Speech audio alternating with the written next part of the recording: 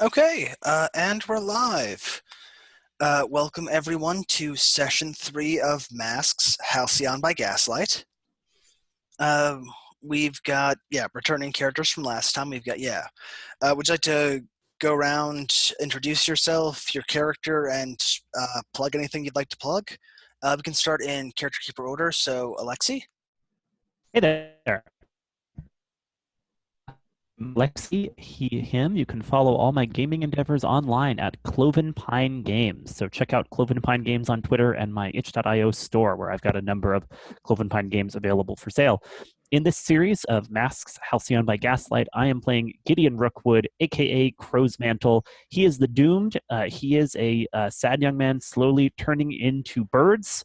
He put on a magic ring at his uncle's creepy manor, and he's been, disintegrating into a flock of ravens ever since. And as of the last session, he had prevented his uncle from claiming a magical artifact at the cost of advancing his doom track. And I'm going to keep stay pedal to the metal on that, so we can get the maximum amount of doom and feels in our series here. Great. Leandro? Hi, my name's Leandro. I use he and pronouns. I've got nothing to plug. Instead, I have a fun fact. Did you know that the word Gundam is a portmanteau of the words gun and freedom, which tells you a lot about that franchise. Mobile Suit Gundam's great. I've been watching that. Anyway, the character that I'm playing for the series is her superhero name is Squall. Her uses she, her pronouns, otherwise known as Nellie Coleman. She's the protege, in that she is the apprentice to an established hero, the mysterious, stern, devastating, yet alluring Black Moth. Squall herself is a bit more excitable and a bit more of a fangirl than her mentor. They share a propensity for detective skills, but while her mentor prefers weapons and gadgets, Squall has managed to get herself a suit of wind power. She is essentially an airbender. And she's doing quite well. Okay, so she didn't really manage to stop Aegis from taking credit for more superhero stuff they didn't do, but she did use her brains instead of her brawn. In that scenario, she's just not sure if that's exactly the way Black Moth would do it. But look, that's how she framed that advice. She managed to talk down an erstwhile would-be villain who was trying out to be a hero, helped save the day, got a nice dress for like a few minutes, I suppose, and got to punch Jackrabbit. So that was nice. She's doing her best. All right. Pearl? I am also doing my best. And much like the Black Moth, I'm playing a character, heart bracket Alexi for the record, that likes gadgets. I use she and her pronouns. I'm sorry, this is like a really non-linear way of discussing who I am. I'm Pearl. I use she and her pronouns. I'm She Breaks Games on Twitter. That's not a promise. It's just a warning, just in case. Or rather, it's not a threat. It's a warning just in case, because you never know. I also have a fun fact that relates to this game that I learned yesterday that maybe everybody else knows, and it's one of those obvious things to everyone else, but in case it isn't, Aegis was a shield that is in ancient Greek mythology. And I did not know that the name of this came from that, but it does, I am assuming. I got very excited when my audiobook said it. Anyway, I'm playing Bravencia Freeze, who has not settled on a superhero name because she is indecisive as I am. But she's the brain playbook, and she's very obsessed with the team because they're all actual superheroes, and she's like really good with toast, which like does not feel as comparable maybe. She has a huge crush on pretty much everybody, but mostly the Black Moth, but also pretty much everybody. And she makes a lot of gadgets that are like if you looked at a Rube Goldberg machine combined with the game Mousetrap that like was out in like the 80s. that involve like 40 components to do a single task. But sometimes those single tasks are things that would be like relatively impossible. But it would be nicer if she could do them with 3 components. Still, handy occasionally. Oh, and she made our toast communicators. And I think that was actually a pretty in-character introduction without meaning to be. That's Prevencia Freeze. It's nice to see you all. Great. And on to Steven. God, all the fun, like, I have nothing to plug, and all the fun facts I have are just very morbid. Yeah, I'm Steven, he, him. As I said, nothing to plug, but I guess Peter Bartholomew, it goes down as the Crusader who died of burns after his trial by fire, going like, hey, totally passed that test, right? which was a thing, because Good job. yeah.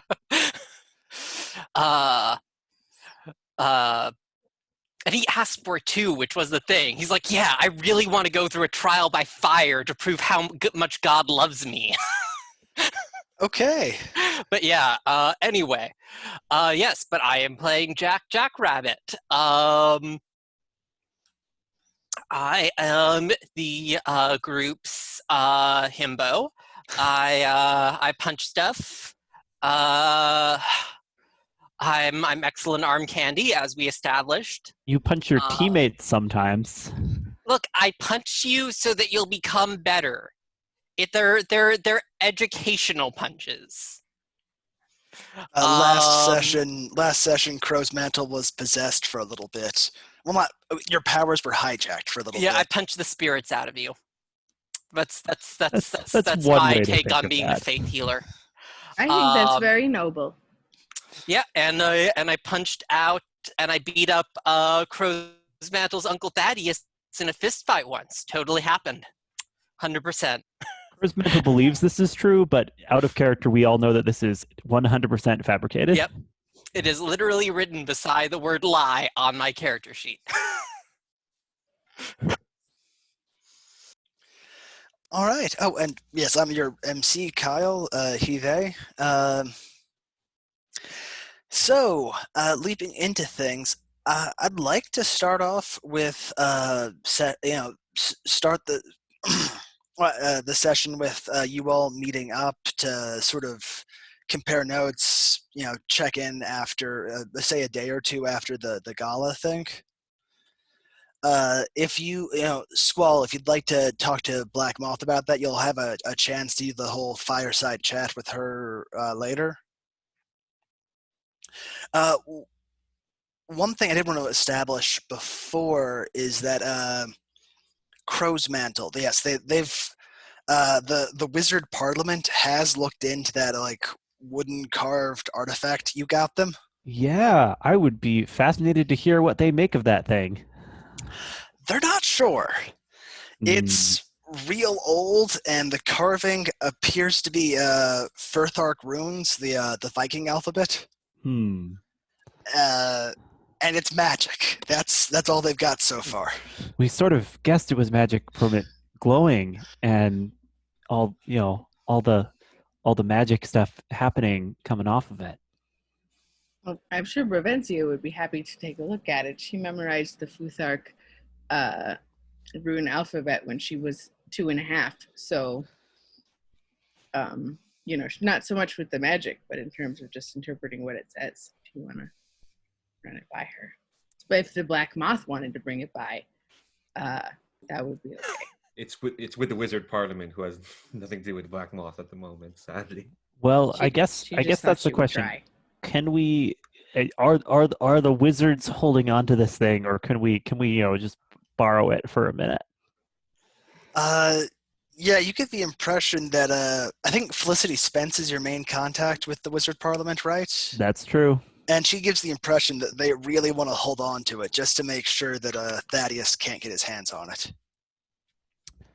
Okay, yeah. So Crow's Mantle will nod and accede to that, and then inwardly start planning how he might, just borrow this thing at some point so that Bravencia can take a look. How delightful. Also, we're a superhero team. If we needed to borrow something, I bet we could figure out how. Wizards are just like fancy scientists as far as I'm concerned. So, where all do you think your Just the your team? magic nerds. Exactly. Where all do you think your team would meet to compare notes, plan your next steps, that sort of thing? You have a hidden base somewhere. We should probably need to find that. Is that something your mentor gave you? Yeah. Nice. Yeah. I definitely want to know what that looks like. Ooh. I've been meaning to ask, is it your own hidden base, or is it like it's Black Moth's base and she lets you borrow it sometimes? Yeah, I think it's one of her bases. You know how Batman had satellite bat caves? Yeah. Just dotted around Gotham? Yeah, it's one of those. Let's see. What's a cool place we can put a hidden base in? I don't want to just say a clock tower, but That is classic, though. yeah. Let's see. We're too early for my go-to is abandoned subway station, but we're too early. There aren't any yet. Yeah, they're not long enough to have been abandoned. Yeah. Well, okay. Ravencia lives in a giant old manor and is absent-minded enough that she might not notice if there were an attic, or not an attic, a basement carved out below. So there could be a secret basement, but the entrance is like not through the house, because obviously that would be very much too obvious. You have to go through a series of tunnels. But it's a large manor because you have to have a lot of room to build like Rube Goldberg machines in your living room all the time. I think it would be funny if the basement of my house was unbeknownst to me, the secret hideout of the Black Moth, who one day she'll notice me. Kyle, in this world, the Underground Railroad would be definitely a thing, right? Because there's big divisions in the U.S. It was. I mean, the Civil War was like 30 years ago, so it's over now. But yeah, there the would underground. still be hiding places under the houses in the north of the U.S. Oh, absolutely, yeah.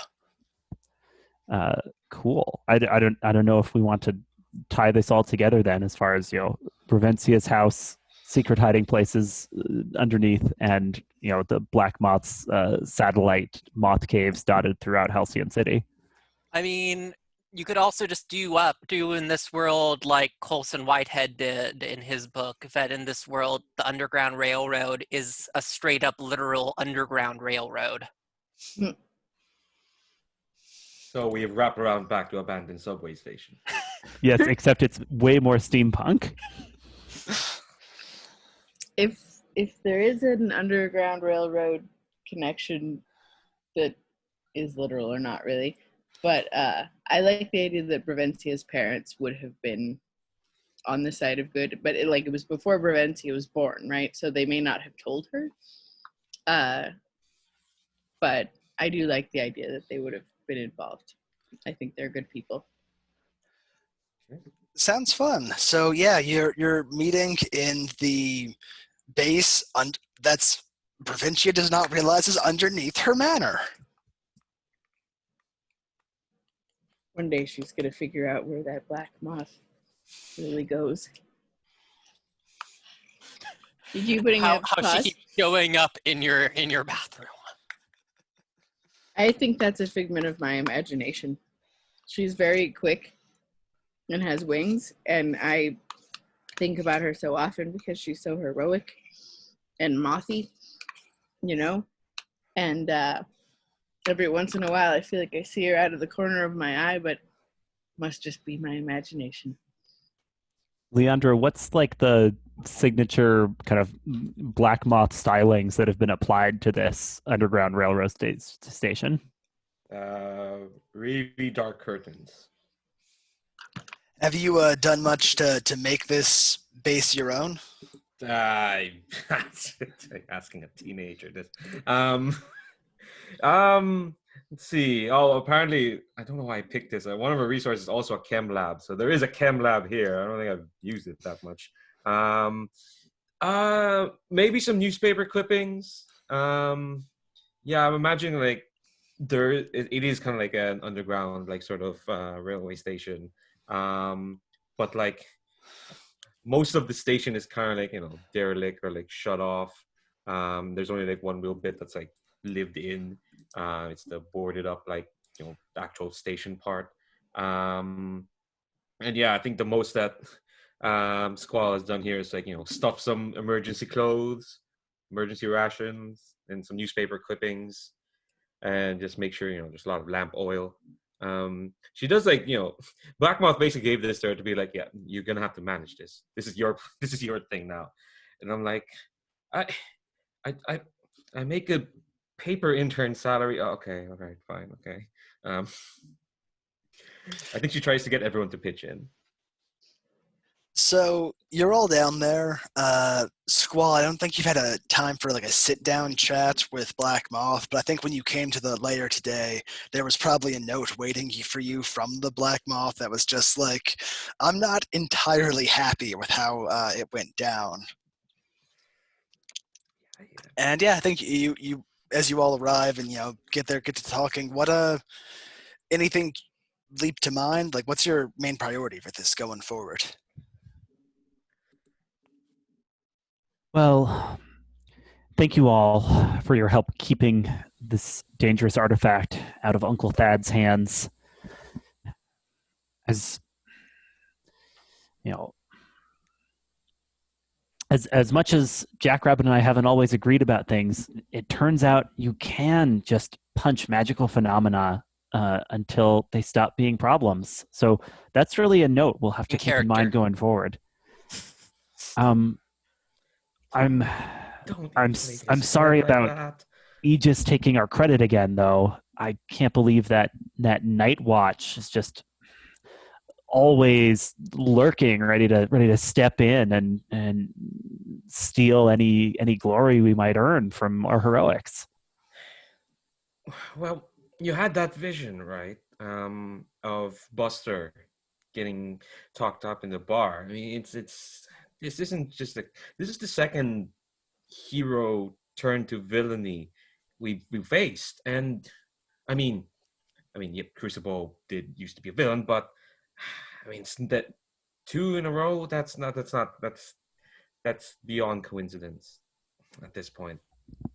Yeah, I have a sneaking suspicion that the Aegis heroes and Pinkerton of the Pinkertons are little better than a protection racket, extorting money from hardworking business owners and sicking supervillains on any who don't pay up. Well, we need to make those suspicions into proof, evidence, just proper things we can like stick it into their noses. She puts her fist up in like excitement. Like, out of character question, do the rest of us know that you're a reporter or that you work at a newspaper? No, I think I keep that fairly separate. Yeah. Okay. So that's like, if only we had a friend in the press who could help us expose this dastardly plan, to blow the lid right off of this thing. Skull makes a thinking face. I think I. Oh. Go ahead. Sorry, I thought this was... No, go ahead, Squall. I think I might know someone. I know someone who will be able to like get this out in the open. Who? We need to. I'm keeping my contacts, confidential. Why? It's so that our connection won't be spread so easily. Not that I don't trust you folks. I mean, you're all here, but I gotta keep this in. Jack knows that you're talking about Crow's Mantle, clearly.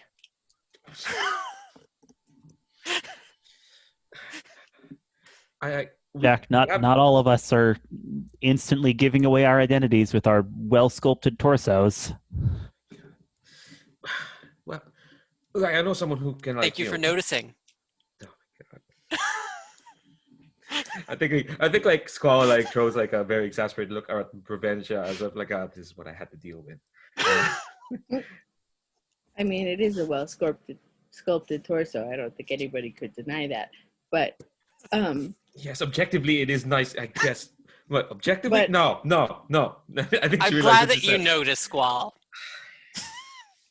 Sorry, Proventia.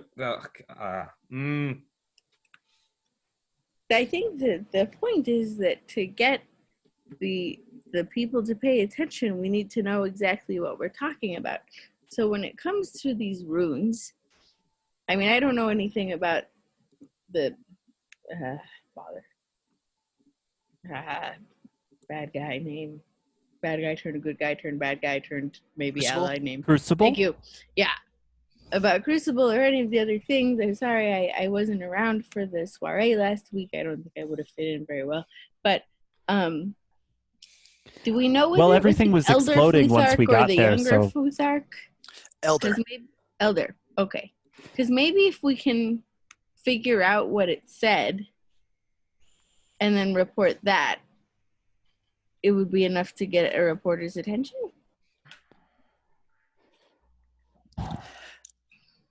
Did anybody write it down?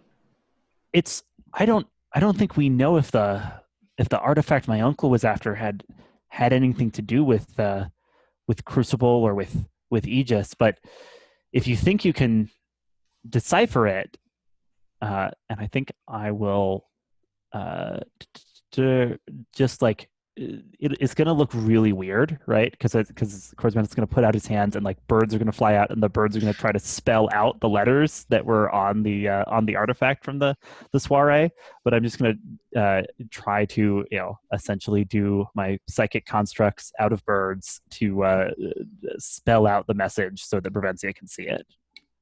Seems reasonable to Provencia. This is the sort of thing that's actually more efficient than how she would have done it. So, yeah. I suppose you should probably roll to unleash your powers there.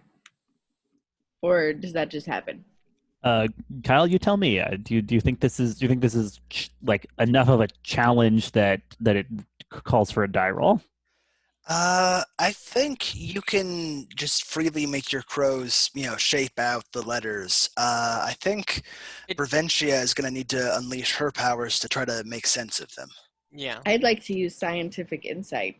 I've achieved mastery over a field of science and technology, and it's biology that I chose. So I'm going to assess this and use my my knowledge of bird anatomy to interpret how they would be forming these letters and like what limitations they might have based on their birdly anatomy. That will help me determine what runes they're spelling. I still have to assess the situation. Name of your pet bird that you also have, Provencia? Oh yeah, my pet bird Lobster. Has like Lobster accompanied you to the meeting in the space and is like just like sitting there like I don't know, eyeing suspiciously these weird birds coming out of Crow's mantle? I mean, he is only questionably clear, so he might not be helpful. He might be helpful. I think it'll probably depend on the role. But he mostly just says very posh but unuseful things like, "I say," and then you're like, "What do you say, Lobster?" And he's like, All right. questionably clear. Yeah, I think you can go ahead and roll to unleash your powers. I'm just trying to figure out where I put the. Oh yeah, roll I'll for your put party the tab. Sorry. I already had it open. Here, I just put it in the chat. Thank you. The arguably clear macaw. Which is weird. I don't know why I have questionably clear macaw. I wrote it down wrong. But Lobster is only sniffing a little bit in disdain at having been identified wrong. Okay. No, computer. Rude. Do I have dice on here and I can't find it? I don't think I do. I don't think so. I'm going to use Le Rouge since she's not here and the dice are.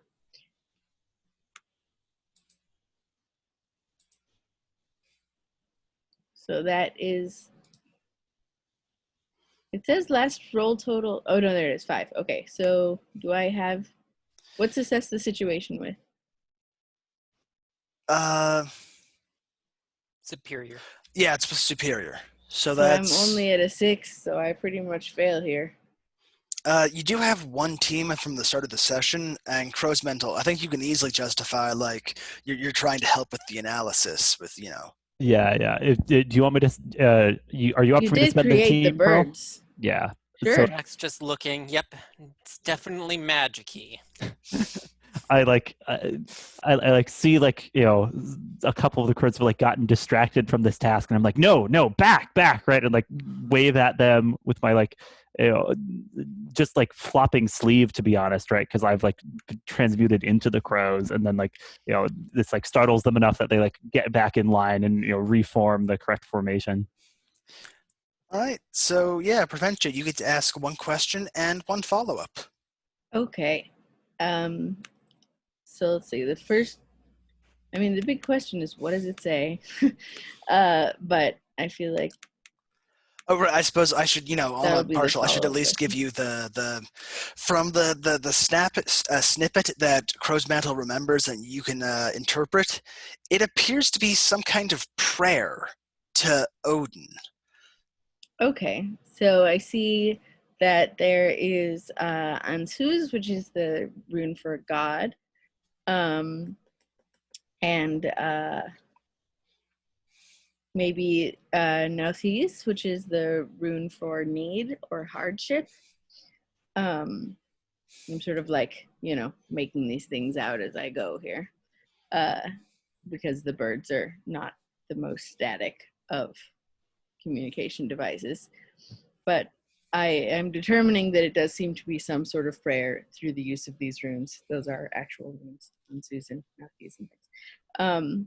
Okay, and then my follow-up question, I guess, is what is the prayer for? It appears to be an invocation to summon Odin's two crows, Munin and Thunin. Oh, I always wanted to meet them, says Provencia. Well, Always wanted team, to meet who? Prevencia. What does it say? I think Crow's Mantle, I think you'll be especially excited about this. I think this is actually an invocation to summon the two crows of Odin's. I don't know why anyone would do that without Odin. It seems like he might get mad. But still, I know that I would be very excited, and so would Lobster. And Prevencia, if this is what my uncle is planning to do, it's not to have a nice little chat with these ravens. He has some dastardly magical scheme that's supposed to. yeah, but Odin's really powerful. I don't think your uncle maybe is a match for him. Like, maybe this is where it turns around for us. And on that note, there's a knock on the door, Squall. Do you think it's Odin? I'm only wearing my regular house pants. I'll walk over to the door.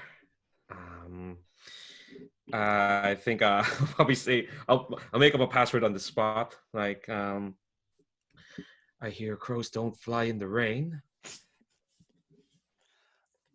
There's a pause and then a voice response. I have no idea if you're looking for a response. I don't know what the answer is. I am sure shot with Aegis. Well, I don't know about you, Sir Shot, ma'am. And Squaw's like immediately a bit abashed because she's a bit of a fan of superheroes, even though they're ages. I don't know about you, Sir Shot, ma'am, but that's probably not the best response to that passphrase. You're gonna have to try something else. Last night, the other night when there was the attack on the gala, I noticed that you all let Night Watch claim credit for it, and I'm real grateful for that. And I also got just the owners of the house, the owners of the Rangerwood estate.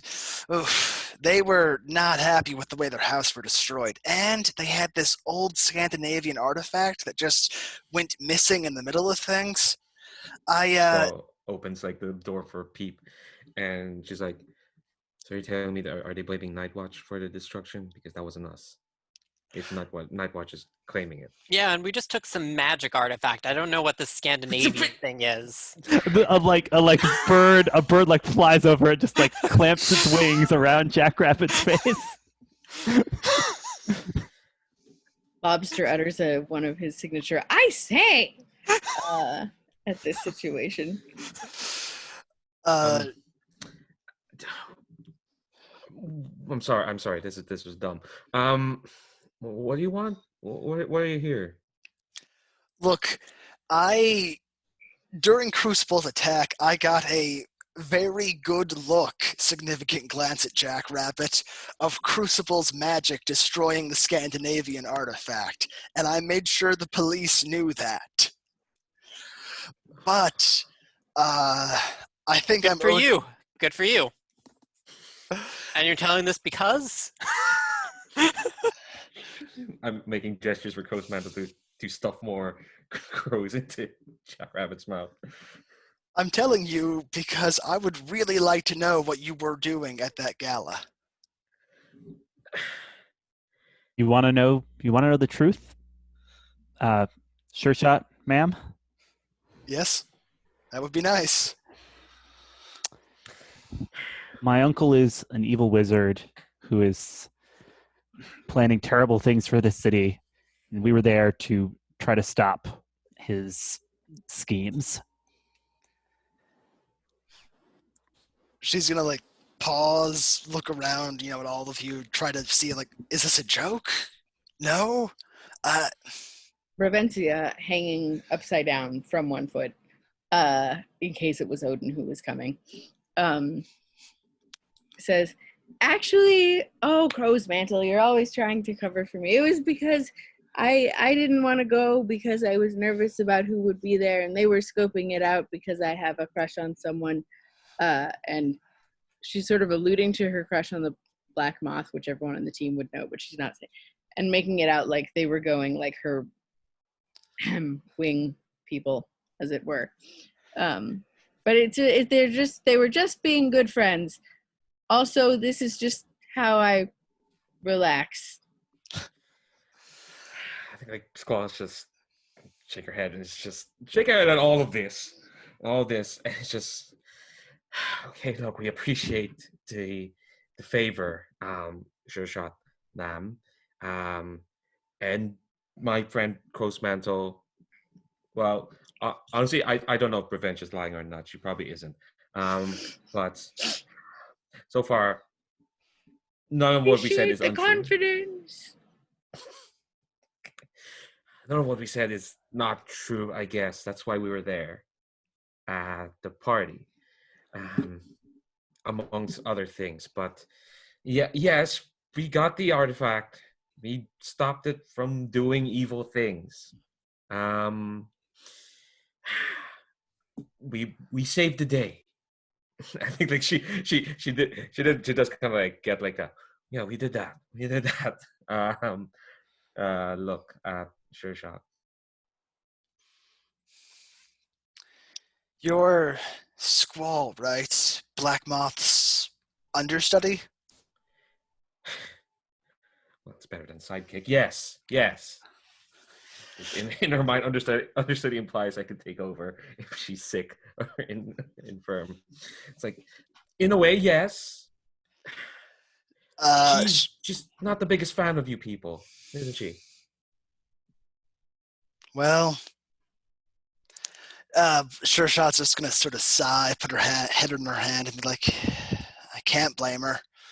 Look, I feel a mite awkward having this discussion while I'm out here in a tunnel. Can I come in?" All right, you seem fine. Yeah, we'll come in and we'll see that. Would you like some toast? Well, yes, if you're offering. I skipped breakfast this morning. Absolutely. One moment. Could someone hand me my satchel? I'm a bit indisposed. A bird will fly over with your satchel. And so I managed to sort of hold it upside down and out. And if she looks inside, there is a variety of toast of different kinds of breads and rolls, because Bravencia does like to entertain. So, All right, she's gonna probably pick out the most normal looking of the pieces of toast, and then you all get as she comes inside, you all get a good look at her, and she is pretty short. Like, you'd be surprised if she's over 5 feet, and just surprisingly kind of old-fashioned clothes that have been altered a bit to be more a dress made so you can run in it more easily, basically. Big rifle slung around her back, couple pistols or revolvers, bandoliers, that sort of thing. And she's going to, look down at the bag full of toast, and then just look at, all of you, just long look at everyone and just be like,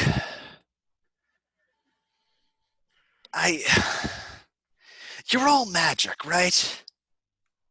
oh no, not in the slightest. Yes, I am magic.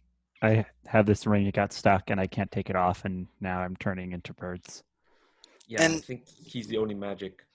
Sorry, Stephen, you're muted. Like 50%. Aren't you possessed by an ancient rabbit spirit? So 50% sounds about right. Yeah, I think I'm. I the mean, only I one. would pinpoint it at more like 52.876% based on what I've seen so far. So just about magic. Yeah. But you have those wind powers, right? Yeah, look, take it up with Dr. Solar. I don't exactly, I haven't bothered to figure out where exactly they came from. Just take it up with him, although I think probably hard they to came do from science, right? It's the same thing, right, Bravencia? I mean, They're just different ways of understanding the world. So yeah. Toast Girl, I gotta agree with you there. I'm just a country gal who can shoot the wings off a mosquito. And there was a time when that was impressive. But now we got these giant mechanical spiders and these like wizards who are gonna endanger the city. Yeah, that sounds all way more interesting. Yeah, I would love to be able to shoot the wings off a mosquito. I just hate mosquitoes myself. That sounds very impressive. She's just gonna, she took a bit of offense to that, Jackrabbit, and it's just like, That's fair, but like Jackrabbit mostly thinks about like, well, would they be interesting for me to fight? And it's like, I'd rather be fighting some of those other things in my head. Jackrabbit, gotta say, I'm surprised that you're out here. I mean, Halcyon City has more powered people than you can shake a stick at, but I grew up on the borderlands back in, Indian country. That they could really use folks like you out there. Why are you wasting your time over here? And yeah, she's trying to push your labels, basically trying to push up your danger, being like, you're a big capable warrior, and pushing down your superior because, well, frankly, she thinks of you as a bit of a kid. Kind of childish. Yeah, and I'm surprised that one of your that you do apparently have the superpower of racism on your side. You're rejecting her influence. Cool. Yeah. Thinking that she knows where I should be living. Fair enough. So yeah, you just roll straight, a flat 2d6. Yeah, I don't go around saying, "Oh, maybe you should be back fighting supervillains over in Europe." Now, do I?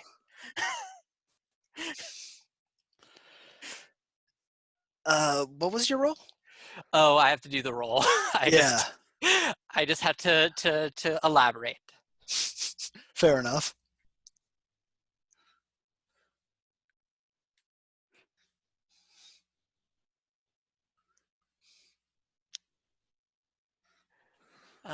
It is not working. Let me try maybe opening it in a different browser. Are these aqua dice? Any of them really work for me. I'm just, Okay. So I just zoomed out and I saw there's like these 2 pairs of dice I didn't know were there. and that's a 7. Okay. So yeah, on a 7, yeah, you hold yourself and tune them out. You can clear a condition or mark potential by immediately acting to prove them wrong. Honestly, it sounds like you're doing that. What with the Yeah. whole, the back talking like that. Though there are other options if you prefer. Uh, uh,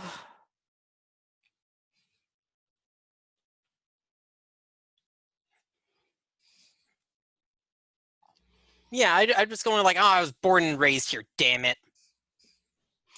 Okay, that works. So yeah, clear condition or mark potential. So yeah, Sure Shot's just gonna, just like shake his hand. Like, I did not need to get into all that. It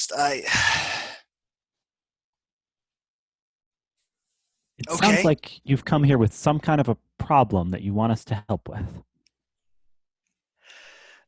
My problem is that there are wizards in this city doing God knows what to God knows who, and just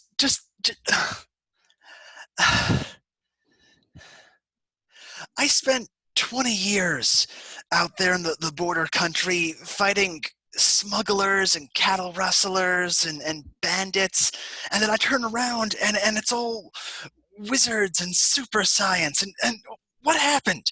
You're the next generation, and not one Ma'am. of you is a normal human being. Ma'am, Sure Shot, ma'am. I think like Squall will like kind of like try to lead her to like the little kitchenette near the kebab and try to sit her down. It's like, ma'am, eh, I'm sorry, but genie's out of the bottle. We can't really put it back. We're not really inclined to, since like you said, we're next generation. Would you like some tea? Tea would be lovely. Thank you, young woman. Okay. I will say that with the toast selection that you made, a good Earl Grey really will go best. That sounds delightful. Your hospitality is noted. I suppose it's good that manners haven't died out yet. Ma'am, if you don't, Sure Shot, ma'am, if you don't mind, just me asking, did you seek us out to basically just say that, or is there anything else you wanted from us? Yeah, did you need help finding the Scandinavian artifact?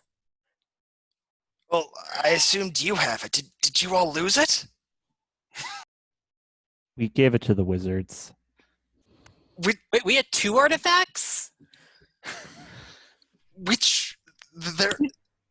I'm assuming the wizards you gave it to are different than the evil wizard? Yeah, there's a wizard parliament, and they kicked out my uncle for doing evil stuff. There's a wizard parliament. See, what could you maybe shoot me down, because I set this to not go off for 9 days in case you were Odin, and I think a little bit of the blood is rushing to my head, but after that I'd be happy to try to explain. Yeah, she raises a revolver, like doesn't even glance, and just shoots you down right away. It's perfectly safe and sound. A little bit ouchy, but thank you. In any case, I think, as you can see from the fact that there is a wizard parliament and they expelled the evil wizard, that we shouldn't be painting all wizards with the same brush. I think that's a little bit short-sighted, and for someone like you, who is the opposite of short-sighted, you seem to have eyes in the back of your head. I think maybe you could open your mind a little bit to the idea that just like anybody else, wizards could be bad or good. Also, I deciphered what the artifact said, so if you're interested, we could talk about it. Yes. Okay. Yes, that's a lead. What does the artifact say? And unless someone from the team stops me, Prevencia thinks this chick is pretty awesome and is going to just launch into the whole explanation of the Futhark and whatnot. I'm all right with that. I'd like to just say that probably Crowsmantle has like faded to the background here, and like as Prevencia is talking about the Ravens again, he decides that it's time to just have a dark vision, and therefore learn why his uncle would want these ravens. So as Prevencia is like doing the recap, Crowsmantle has like closed his eyes and there are birds swirling all around him as he dark visions it up. Prevencia sees this out of the corner of her eye and like increases the speed at which she is babbling about the Futhark just in case. Yeah, you've absolutely got Sure Shot distracted. Let's go ahead and do your dark vision. All right, yeah, I am marking my doom track, and so I can have a vision about the situation at hand, and then after the vision, I can ask you a question. But at first, you just give me whatever vision you want. What are you interested in particular? Like, what do you want the vision to be about? My uncle's end game, right? Like, Okay. If this artifact is for summoning these mythical birds, right? What's his intention with that? And if I can get any insight there, it's worth it. Yeah, you stretch out your senses and follow along that link between your cursed ring to your uncle, and you just suddenly get a vision of Thaddeus in the middle of some candlelit cellar, just writing furiously on some piece of paper, and then just no, this doesn't work, and just cursing, crumbling up, and throwing against the wall. I just need more power. The Moonin and Thunin would have been so much power, but when his gaze turns to a wall where he's got all these papers put up with all these diagrams and sketches of runes, and the vision switches over to, you can sort of like see his mind's eye of what he wants to happen, and just a swarm of crows fly over Halcyon City, and as the swarm vanishes, the city is gone. Yeah, that seems bad. Okay, here's my follow-up question. If he was hoping to get power from the ravens that he can't get, what is his backup plan? Like, where would he turn next to try to get power? He would need another big source of magical energy. Fair enough. I think like there's like a gasp, and Crowsmantle just kind of collapses. Sure Shot is like by your side in an instant. Like, Squall, I get some smelling salts. Yeah, I think Prevencia will like go ahead, Squall. No, I think the chem lab will probably have some smelling salts, but I think Prevencia's closer because I have to run to the chem lab. Yeah, Prevencia's gonna push Sure Shot out of the way. Sure Shot may be a very dashing young rifle person, but Crowsmantle seems injured, and that is not okay with Prevencia. So Prevencia is like making a very melodramatic scene, but she's very actually sincere about it. Like, Crowsmantle, wake up! Like cradling head in hand sort of thing, Is this a comfort and support? It's certainly an attempt to be. You're unconscious, so I don't know if that really counts, but I'm happy to roll for it. I think so, yeah. I can be semi-conscious. I just Okay. collapsed from the vision because it was very very dramatic. Excellent. So that is what stat? Mundane? So I think I have a 1, right? Or do I have a 0? You have a 0. Well, we'll see. Do you have influence over Crow's Mantle? So that's a +1 there, yeah. Excellent.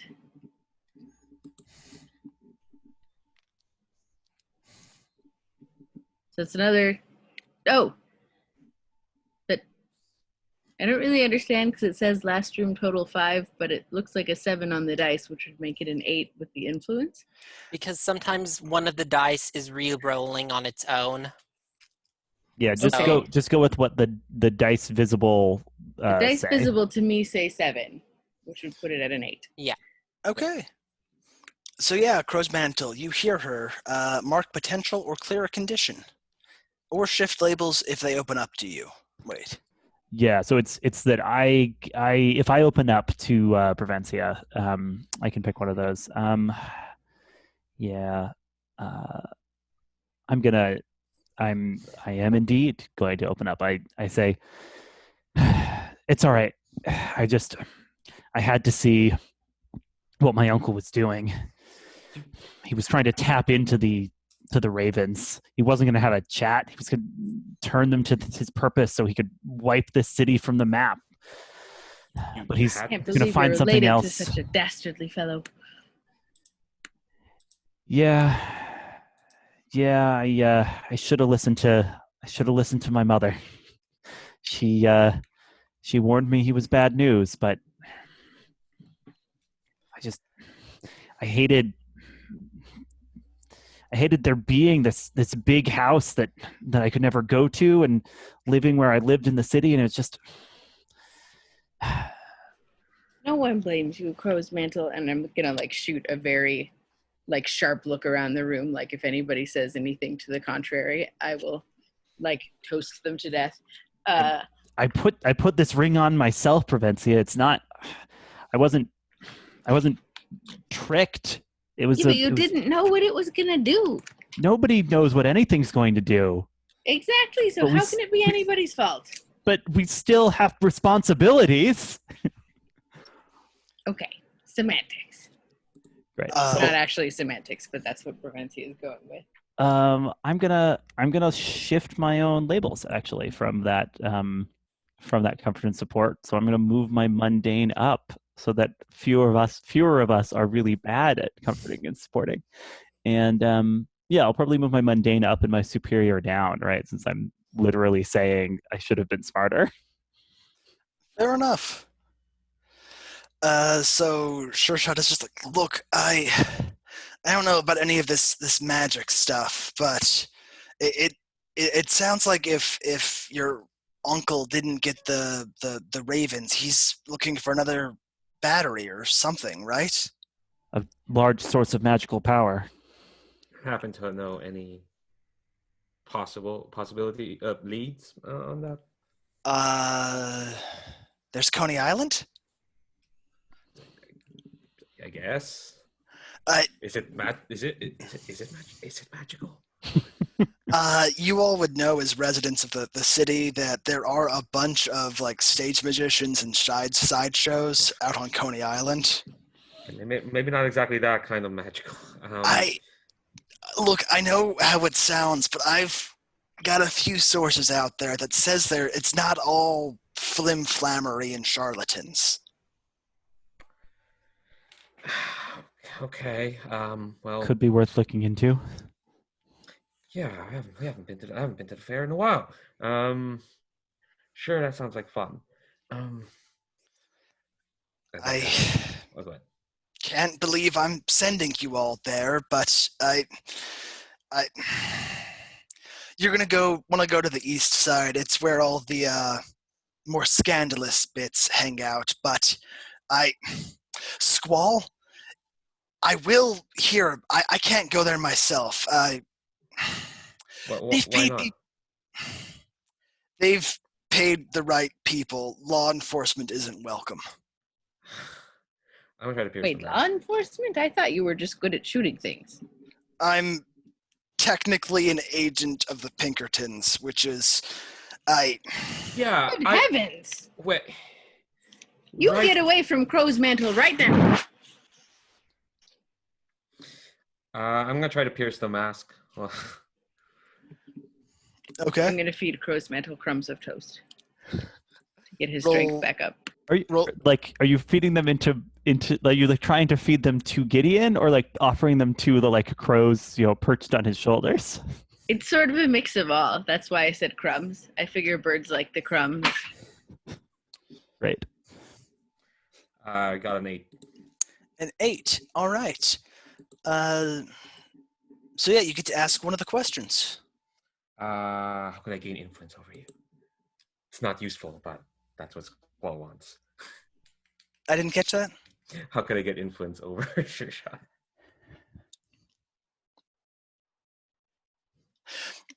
So,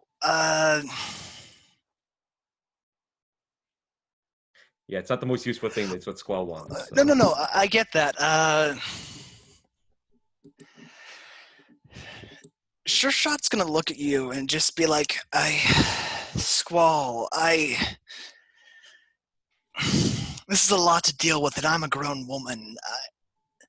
You must despise Black Moth for dragging you into all of this. And what she wants is your honest opinion as a protege of a mentor. I think Squall kind of like squares up when she hears that Sure Shot thinks I despise Black Moth. And I think she says, on the contrary, in fact, this is going to sound embarrassing. She looks at the other three, but I insisted that she take me on because, well, okay, I did put myself in danger and I had to be saved by her, but I know what she's for, and if I had to be any kind of hero, I would have loved to have been someone like her, and I'm privileged and I'm lucky to be learning from her. She didn't drag me in any way. In fact, like I'm not even from Halcyon City. At any point I can just take a train, take it away from here, but I'm not planning to at any moment. I'm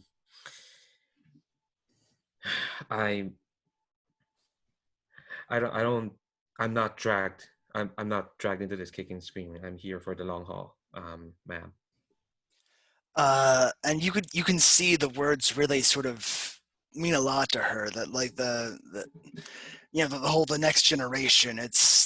We're not just inflicting our mistakes, that sort of thing. It's just like I see. Thank you.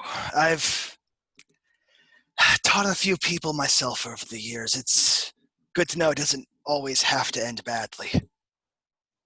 But look, Squall, I can't believe I'm sending children to do work for me, but Well, you don't mind me saying, ma'am, maybe you should reassess where you're working so that this doesn't have to happen. Yeah, you're right. You're right.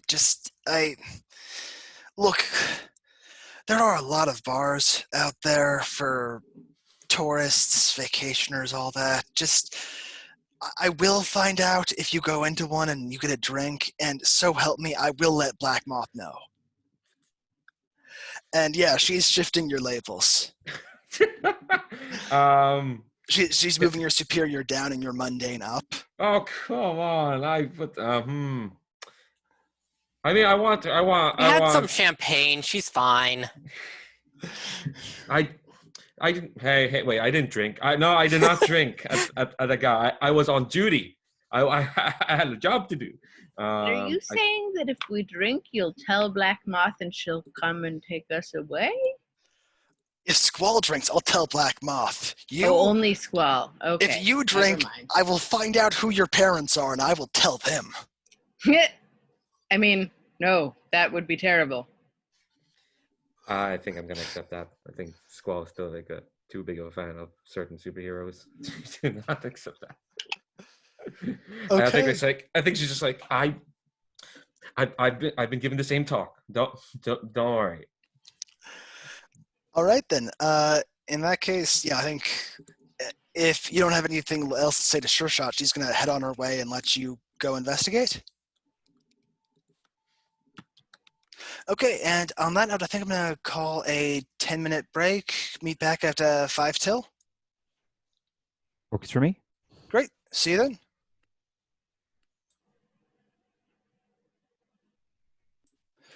All right, and we're back.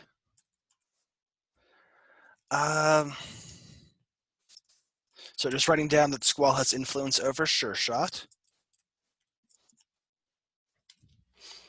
And yeah, you have a lead. Suggestion that you at least go check out Coney Island. So do you And she plan said on? there was a particular side of it where things were more exotic, and there's the possibility of real magic hiding amongst the shysters. Pretty much, yeah. From as residents, you'd know the West Side's like expensive resorts and hotels. The East Side is the more.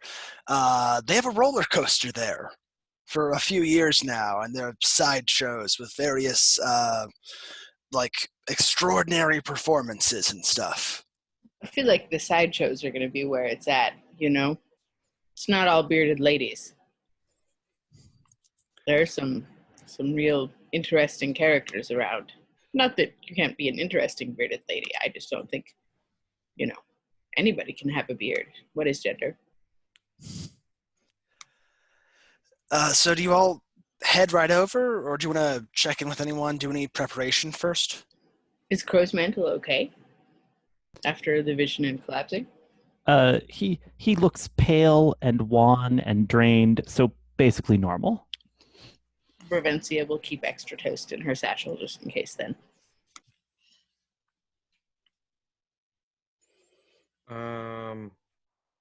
We might have to do this because I realized Squall is doing a lot. But she did get a note from Black Moth. She needs to meet up with her mentor at some point. But that can wait if we want to get to Coney Island at the moment. I mean, if Black Moth's note is something that would be relevant in a way that we should have it before we go to Coney Island, I don't think there's a problem with having that seen first. Yeah. Would you all go along with Squall? Squall, would you bring them with you? No. Okay. No, she's guarded about this relationship. So I think while everyone else is preparing, you can just find Black Moth in one of her other bases. Okay. Well, I have to roll first because the miss will say if maybe something's happened to her. Good point. Okay, so when you seek advice from your mentor, roll plus the labeled embody, which is superior, a stat that I just voluntarily helped go down.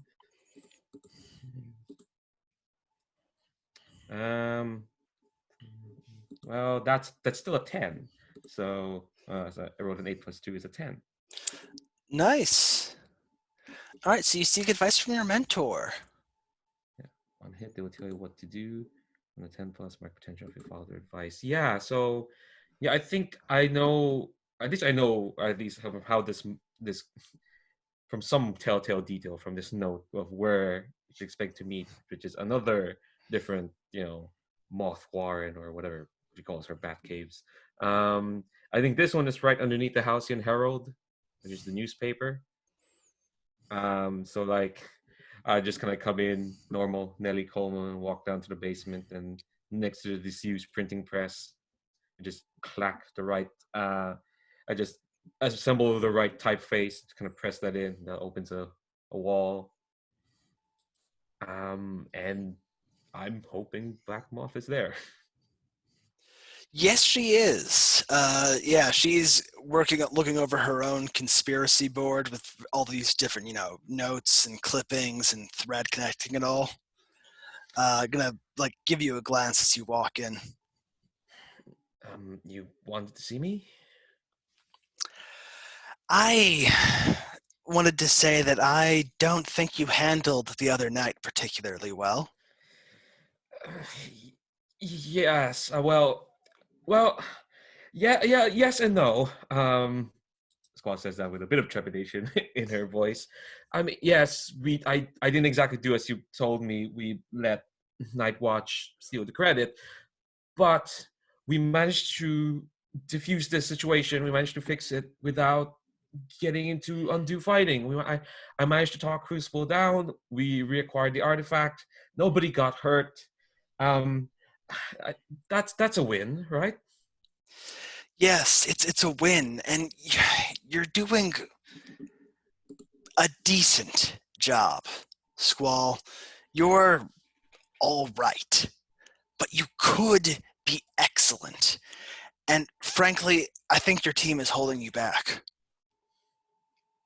I think Squall's eyes kind of widens a bit at that, and well, I'm I mean I don't know. Maybe I think she's looking over what happened at the gala, and part of her like thinks, well, did Crow's Mantle or Jackrabbit really help beat Crucible? Crow's Mantle freaked out, and Jackrabbit had to stop him freaking out. But you had that very pretty dress made of birds, and you wouldn't have had that without Crow's Mantle. Yeah, I think the more childish side of her, because she is like the youngest of this group, will think of that, and she's like, what? I mean, if it wasn't for Postmaster Jackrabbit, we wouldn't have gotten in there, and well, they they did help with Crucible. I mean, I had to knock them out and talk them down myself, but I think Squall is like a bit lost for words. You have spent more time with them than I. It's possible that you see some hidden merit in them. Just, do you have a lead now, a mission? What are you working on now? Yes, we got a lead of well, you know about Crow's Mantle's woes. Apparently, big sources of magic is what the Mage of Crows is after, and we might have a lead on a source at Coney Island. We're just about to head there. You're going to Coney Island with that bunch of hooligans. Look, I'm going to trust you that you can take care of this. Just keep them on the mission, okay? Don't let them run off or get distracted. I think like Squall nods because she just did an entire speech defending Black Moth to Sure Shot, and she's not gonna go against what she just said. So I will. I promise. We'll keep it. I'll make sure they do the job. All right. I think that's Black Moth's advice. All right, I get to mark potential if I follow that advice. You get to mark potential if you keep us on task. I get a +1 forward to doing that. Great. Ongoing. So let's cut to you arriving at the sideshow area of Coney Island. Now I gotta ask, are you all going in costume or in your civilian identities?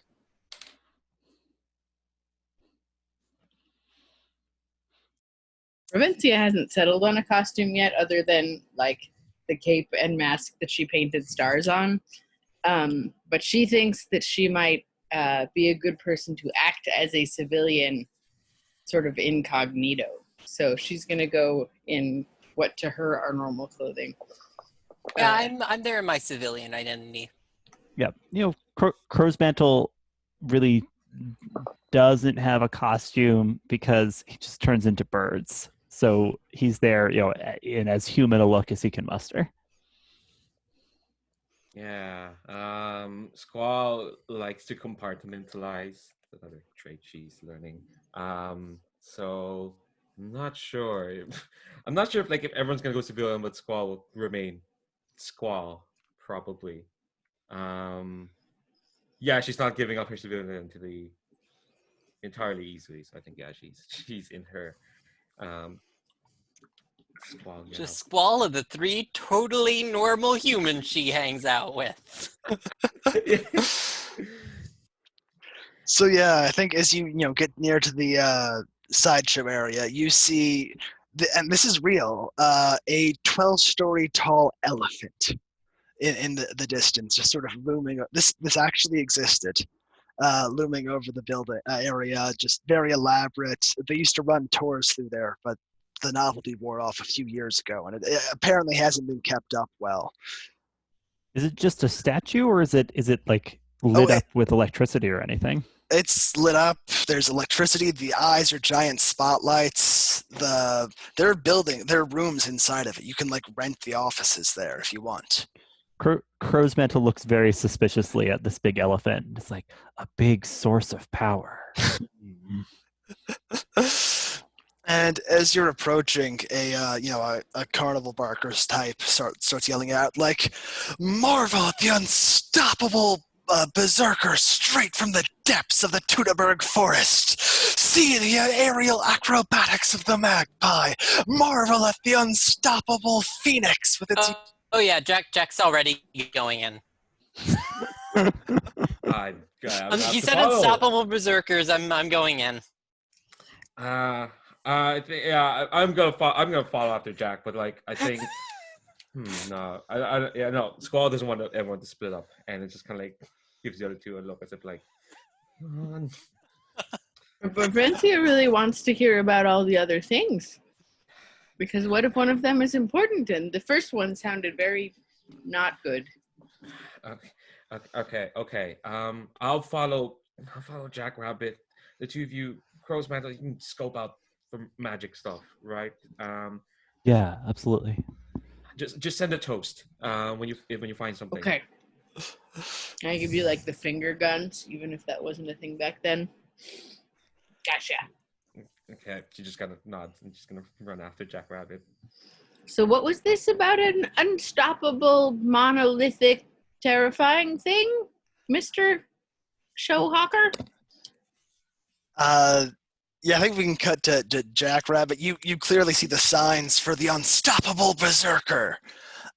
And there's a sort of attendant standing next to a big, scary-looking like metal cage that's just rattling back and forth with bestial cries from inside. It's like, "Behold, a wild man captured in the depths of the Teutoburg forest with unquenchable rage for violence. For a small, small price, you can experience his unstoppable rage yourself, if you dare." And basically, for a nominal fee, you get to be locked in a cage with him. And if you manage to not get your ass beat for a full 60 seconds, you win a prize. Jack Rabbit, you hear? Yeah, I mean, he's definitely putting up the fee, but he's also a little bit suspicious now that, like, this does not sound like an ethical arrangement here. Like, there's a chance that Jack's gonna have to free this person who's been kidnapped and forcibly locked into a cage. Do you communicate this to Squall? No, he Of just course. just says, I'll put up the money. Yes, strapping young lad, come forward if you don't fear death. What? Yeah. Is this legal? So yeah, he like lets you in and just like mutters like, "All right, I'm gonna start the clock when the berserker's cage opens. If you make it 60 seconds without tapping out or running away, you get a prize." Yep. Yeah, cool. Whatever. It's really quite dangerous. He's a wild man. He eats. I'm sure. A young, brave lad. Can you open the cage? Too young to know fear. Let's see if his innocence is tarnished. What the hell are you doing? I just look back at you and give you a thumbs up. Squall, you have a +1 forward if you want to provoke I know, Jackrabbit yeah, it's not like- to do this. Yeah, because I have no idea what his rationale is. Even though Stephen eloquently told us this, like, Jackrabbit, there's no what. What is the point of all of this? What are you? It's.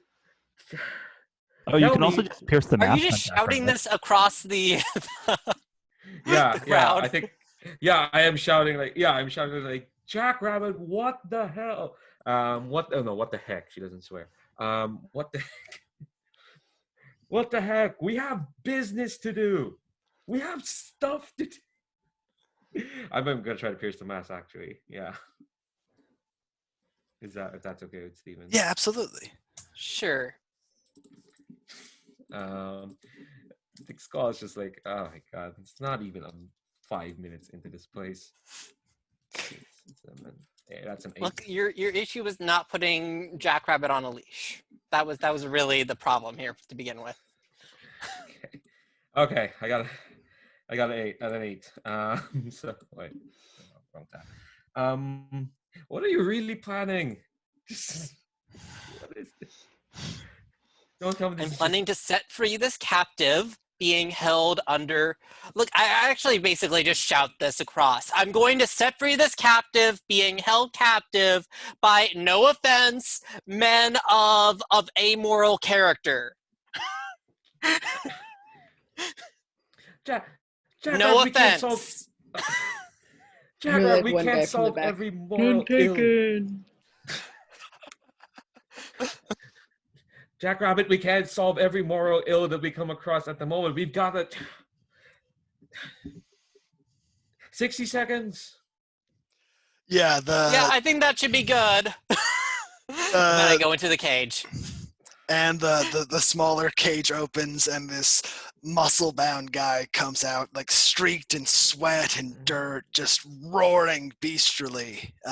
Hey, so I'm kind of mostly here to see that you're here under your own free will, that you're not being held captive by this guy. Are you piercing the mask?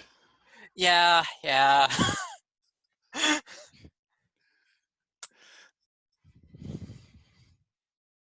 Oh, let's see how this goes. That is a, let's see, where is my,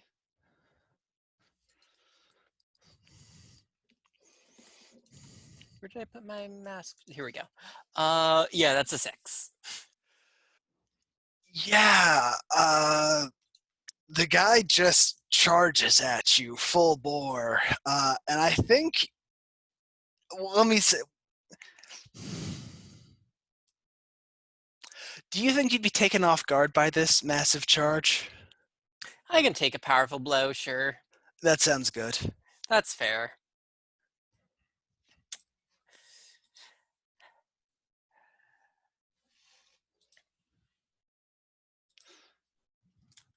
And that's a 4.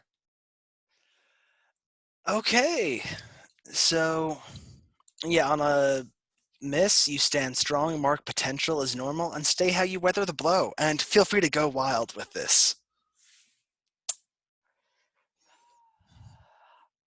I think, so when you describe this guy, you said he's like a muscly guy? Oh yeah, big hulking muscles, kind of covered in sweat and dirt, and like wearing the scraps of clothing. I probably like do a backflip and like land onto his shoulders. I'm just like, look, I don't think you heard me the first time. I need a yes or no here. He's gonna like growl loudly and then quietly just be like, "Kid, it's an act. Go with it." Oh. Yeah, well, if that's the case, I'm in position. I'm gonna like put him into a chokehold with my legs here. Yeah, okay. He struggles for a few seconds and then kind of like taps your leg in the pretty common like tapping out gesture. trying to surrender. Yeah, that's what you get, beast. Can't handle this, can you? I'm playing to the crowd now. And Oh, while this is cheers looking go bad. up in this this tent, we can cut over to Pearl, who I believe is, or sorry, not Pearl. You're not your character. To Breventia, who is, I believe, rather fascinated with this enormous elephant. Yes. Sorry, I was just having a bit of a coughing fit.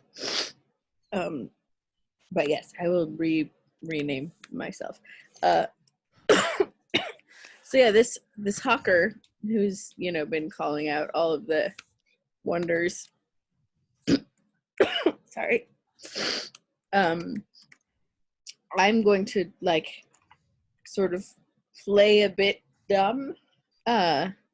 Just be like, goodness, that elephant is so large. How on ever did you make it? Hoping that he will, go on some giant spiel and reveal some detail that I can use. Okay. Yeah, I or think maybe I you. should try to pierce his mask. Would that be better? I don't think you're trying to get into insight on the Barker in particular. I think we No. can just say, you ask, you play dumb a little bit until he gives you some general answers until finally, like, listen, kid, the the building's mostly abandoned these days. The tourism dried up. People stopped wanting to go inside the giant elephant for some reason. They have trouble just filling the place, renting the rooms now. That's too bad. A mostly empty giant elephant full of power. What a waste. I'm saying, pointedly looking at Crow's mantle because subtlety is not Brevencia's forte. Almost anything could be in there. First Mantle kind of gives Provencia a nod, right, and then probably turns into crows and takes off to just check this elephant out. Good heavens. Well, that was surprising, wasn't it? I've got to go, though. It was really nice to meet you. And then I run towards the elephant. You hear the Barker mutter, "Well, that's a hell of an act." Yeah. So as you're both heading towards the elephant, Squall, I think you have your head in the game enough to notice when two of your teammates take off like that. Yeah, I think I'm kind of angry muttering, trying to not yell at Jackrabbit, just being like, what was, why go off like that? Did that accomplish anything? Did what you came here to do? Jackrabbit, what did that exactly do? Look, I verified that there was not a crime taking place. I got to perform before an audience. Dimitri seems like a really nice guy, and we're meeting for drinks later. Amazing. I'm glad you can make friends while we're on the job.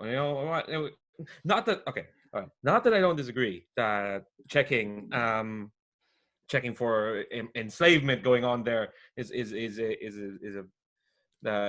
good thing. Oh, I absolutely agree with that. It's just we've got a thing we need to do, and I would really appreciate if we could just focus on that. What was that again? Yeah, you're getting some toast messages. It sounds like Breventia wants to tell you something. Wait. So I don't actually know this. What are the toast messages? Oh yeah, you weren't here in the Our first session. communication device consists of each of us carrying a miniature toaster, and then sometimes toast will appear out of it without us having loaded bread into it, and the toast will contain a simple message like an arrow pointing in a direction. This is a very strange gadget that Preventia put together. Am I summarizing that correctly? Pretty much. It'll get darker the closer you get to wherever the crime or other scene taking place is. It's a way of us all meeting if someone has encountered something. Oh, we got toast.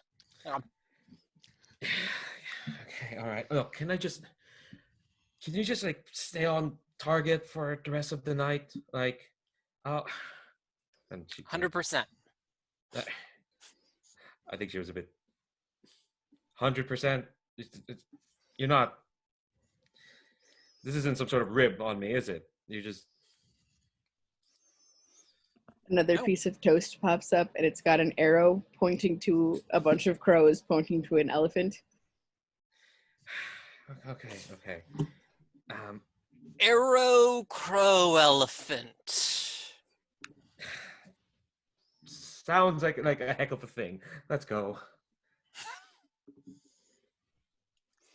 Row, arrow, elephant.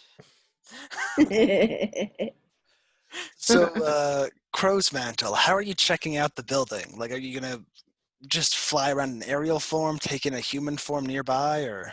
I think I'm gonna go up as a flock of crows and like land on top of the thing, and then just start kind of doing a sweep, as crows, checking the place out from the top going down.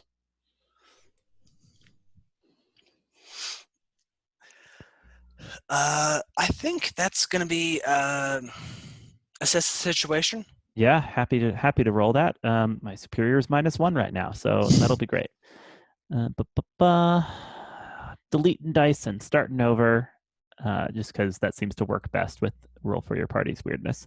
Great. I rolled a 5, and my superior is -1, making it a 4. Okay. Yeah. And you're going around in crow form, you said? Yeah, just like as crows, kind of checking the place out, starting at the top, working their way down. And just as you're doing that, a shadow falls over the main group of your crows, a shadow from above. And you look up just in time to see some enormous figure swoop down on you, grab a few key groups of, latch onto you with, talons, and forcibly turn you back into human form. Oh, nice. So I'm like sprawled in my human form up on top of the elephant. Yes. And I think the rest of you can see this happening. It's I would pretty like clear. to use a move then. Okay. Always prepared. I think I've had plenty of time to restock my supplies since I missed a whole session. I'm going to say I was stocking all kinds of things. So if I can unleash my powers successfully, then, either this will work or it won't, right? But the gadget that I've invented is like a rocket pack, but it's powered by toast, in that it's an upside down toaster, and it shoots the toast out with such force that it propels me upwards. And I'm going to try to get to the top of the elephant to help. Sounds good. So I have no freak, so we're all just going to have to hope for the best. Although I do have influence over Crow's Mantle. Brevencia, when you spend that gadget, you can roll with superior. Oh, good. Okay, good. I have one of those, at least. And you said it's best to clear the room and then roll? What I did was I deleted my existing dice and then just submitted for new dice, and the dice landed and didn't do any extra rolling. Of course, they also rolled a miss. So you decide what you put a higher priority on in the roll for your party. I have never had good luck with roll for your party ever anyway. So, okay.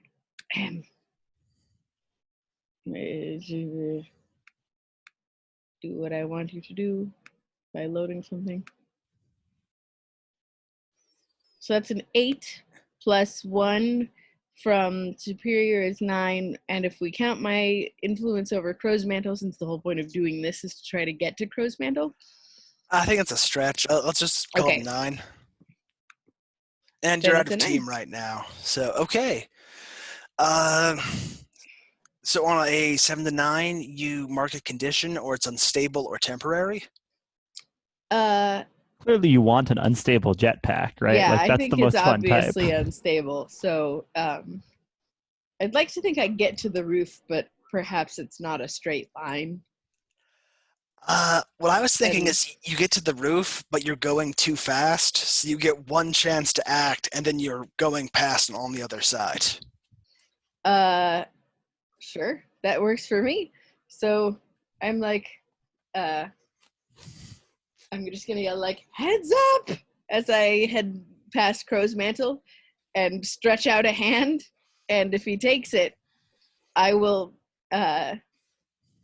hopefully the power of my jetpacks will be both unexpected and obviously powerful enough, given how fast it's going, to overpower whatever thing is trying to capture him. And I can like fly him away, but I don't know exactly where we're going.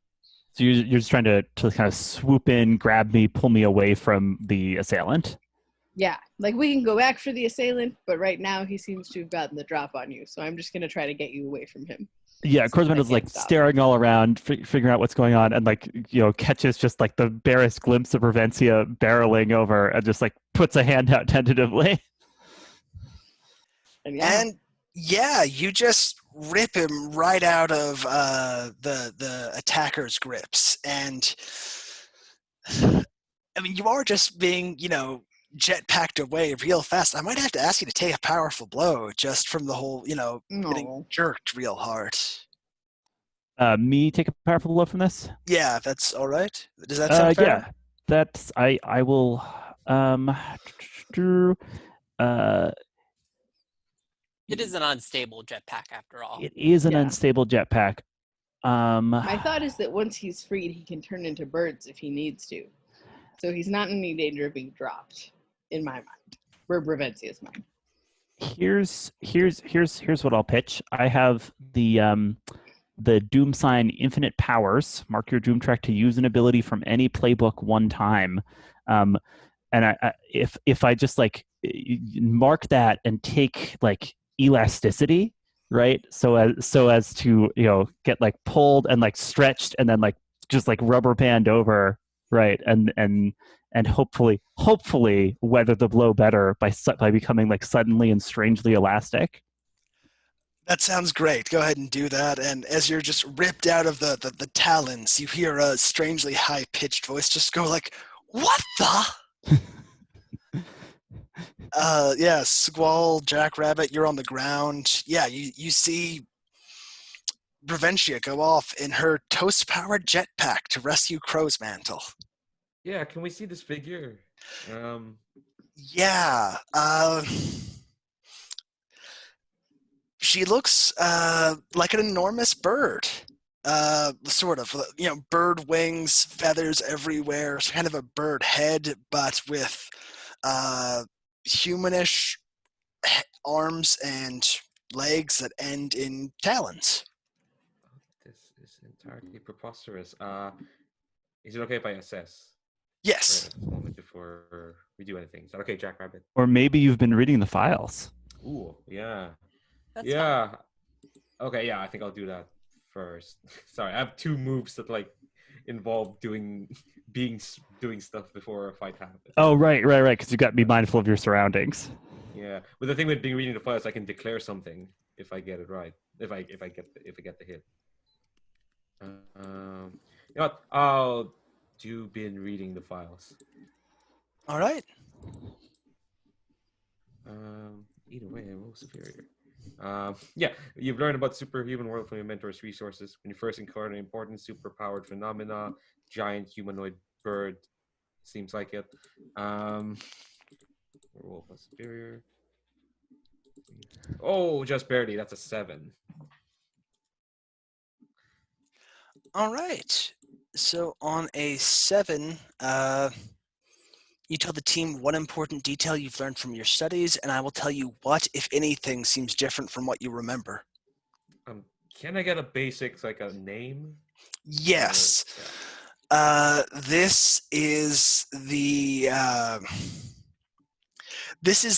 officially the performer Magpie, who Black Moth pointed out because she's officially just been doing some sideshow acts, but the act seemed a little bit too good to Black Moth, and they happened to coincide with the times of some robberies from high up locations. Okay. Yeah, I think the important detail is that like this whole bird thing, it's a really kind of elaborate exoskeleton um that lets her like, comics Spider-Man villain Vulture style kind of like flap about. For sure. It looks realistic in a, oh, it's not a humanoid bird sort of way. But no, it is she has like a basically like an elaborate wingsuit on, more steampunky than what we have as a wingsuit. Okay, that sounds good. The one thing you've noticed is you've seen some physics diagrams of how the wingsuit would work, and she's moving too fast, turning too quickly to be fully explained with conventional physics. I mean, as far as conventional goes in this universe. Yeah, I'm sure there's an explanation why I can bend the wind, but sure. Yeah, so I think I think as we see that, I think I just like tell like Jack Rabbit like that that thing's a suit. We disable it. We disable whatever the hell she's doing. Well, there's one thing I'm good at. It's breaking machinery. Magpie sort of like takes back to the air and like looks over, between where Crow's Mantle and Reventia are, and looks back to you, Jack Rabbit, and Squall. What do you do? Well, Jack Rabbit. I'm thinking if you can launch me, I could. Oh, you can't jump strong? I can jump good enough. Are you Do provoking a jump. No. I'm just being snarky. Okay, all right. I can launch you. Just okay. Let's try both of us to not miss. And I think like I'm making like a wind tunnel kind of like try to form, and this sounds like Unleash or And I think at this point you are finally engaging battle as a team, because before Crow's Mantle got ambushed, Reventia saved him, but this is so let's do that move now. You're entering battle against a dangerous foe as a team. You get 2 team for that. It sounds like Squall's the leader right now, given that you I would agree with that. Do you have influence over every teammate? not Jack Rabbit, which is a pity. What are I your gave- purposes in this fight? To to defeat this this lady? threat. Yeah, like I know there's the whole overarching we have to find the magic thing, but there's a threat right now, and that threat needs to be defeated. How's everyone else? Get this over with and deal with my uncle's plans. Reventia? I mean, I think Revency is generally on board with whatever the team thinks. If they don't all think the same thing, it's like make sure the team is okay. But defeating the bad guy generally is the sort of thing Revency is on board for. So I would say that that's reasonable. I think you're on the same page.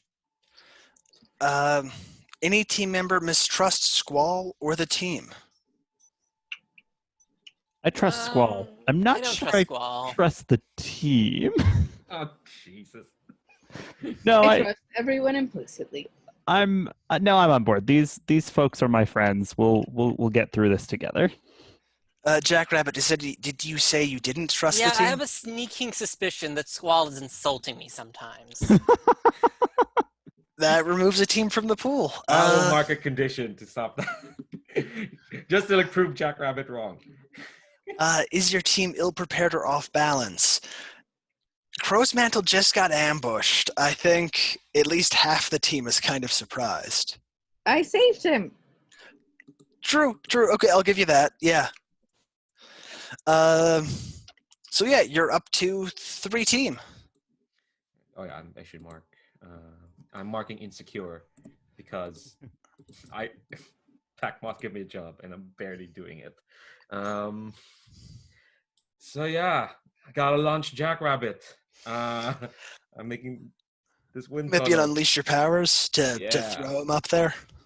Yeah, man, sure could do with some influence over him right now. I think I gave that away to try and punch him. Okay, all right, so I'll just roll. Let's see, +3.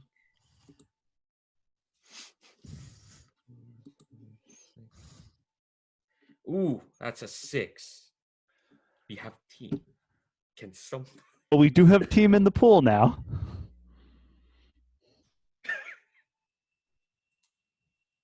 Right. So I'm gonna try to help, but I think I'm like in the middle of flying through the air. I, as someone who does not trust Squall, think that Squall is probably going to get the aim a bit off. So I'm able to, adjust for that. Okay. No, I think I think I probably help give Squall some aiming tips. Okay. Annoyingly, probably. So that's that team. Yes. Yes, yeah. That gets you up to a 7.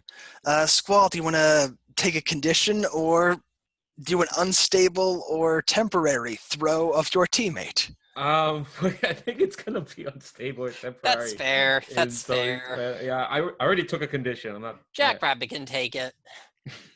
Yeah, he's got impenetrable skin. It'll be fine. Yeah, I think it'll be unstable, not temporary.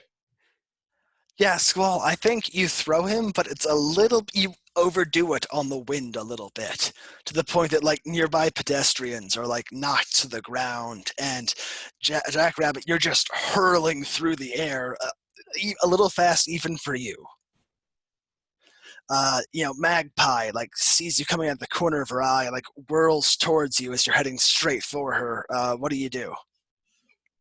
I'm going in. I'm going in. I'm gonna punch right into her. That was the plan here. Roll to directly engage a threat.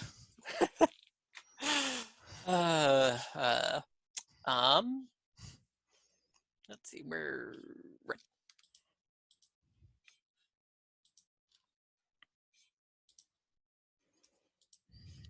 What is? Did I roll? Plus danger. Yeah, let's see. That is, I think my danger is hopefully high. Yep. Okay. That is a 7. Oh, wait. No, that's a 6. Oof. Can anyone help him while he's in the air? And you are all a bit I can. away. Me. How do you? Okay. How do you help him? I have a size change device. I had forgotten about it until like 5 minutes ago.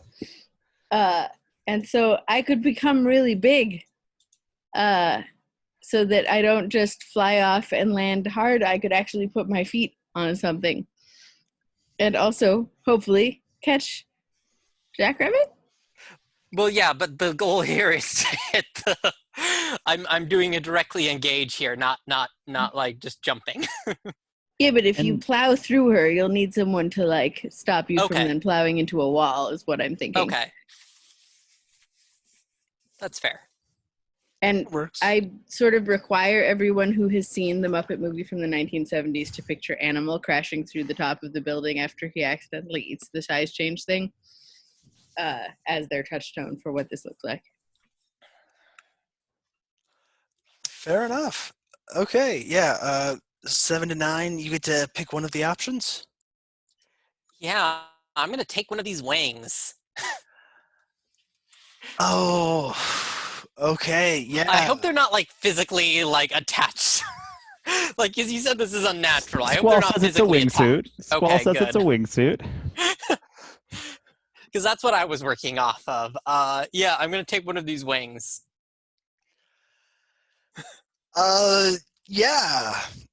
Yeah, you catch Magpie by surprise, and as you're like flying past, you grab one of the wings and you just rip it right off the body. Yep. So ready to catch your Squall.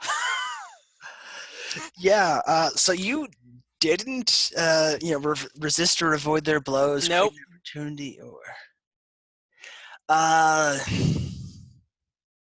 yeah, I am. I don't think you were sparing any thought for your own safety or anyone's Jackrabbit safety. usually doesn't. So yeah, Preventia, you're able to, go to giant size and catch him, but it's going to be a hard landing. You're going to have to take a powerful blow. Yeah, that's fair.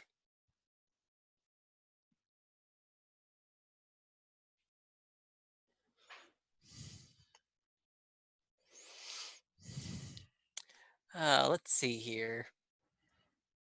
What am I getting this time? That is a 11. Ooh. Okay, then. For the first time, I think a powerful blow is really landing, right? Because you kept like standing strong previously. Yeah, that's fair. I just picked up this this new move. So let's see here. Let's see. For take a powerful blow on a 10 plus, I need to choose either one of those or. Now, can I pick one option twice, or do I have to pick two different things if I choose two options for the 7 to 9 list? What are you thinking of doing? Just getting a whole bunch of conditions. But no, I'll yeah. I think you Look, probably need to pick multiple. Yeah. Where is like you're here too, right? Right? Crow's Mantle? Yeah, Crow's Mantle. I'm nearby. Yeah, I guess I'm gonna struggle past the pain. So I'm marking 2, and I'm going to lash out verbally, provoke a teammate to foolhardy action. Nice. So let's see. I'm going to mark angry.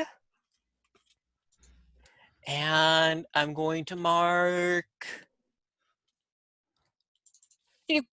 guilty, because I didn't really think this through until afterwards, and now people are in trouble. But I'm still gonna shout, Crow's Mantle,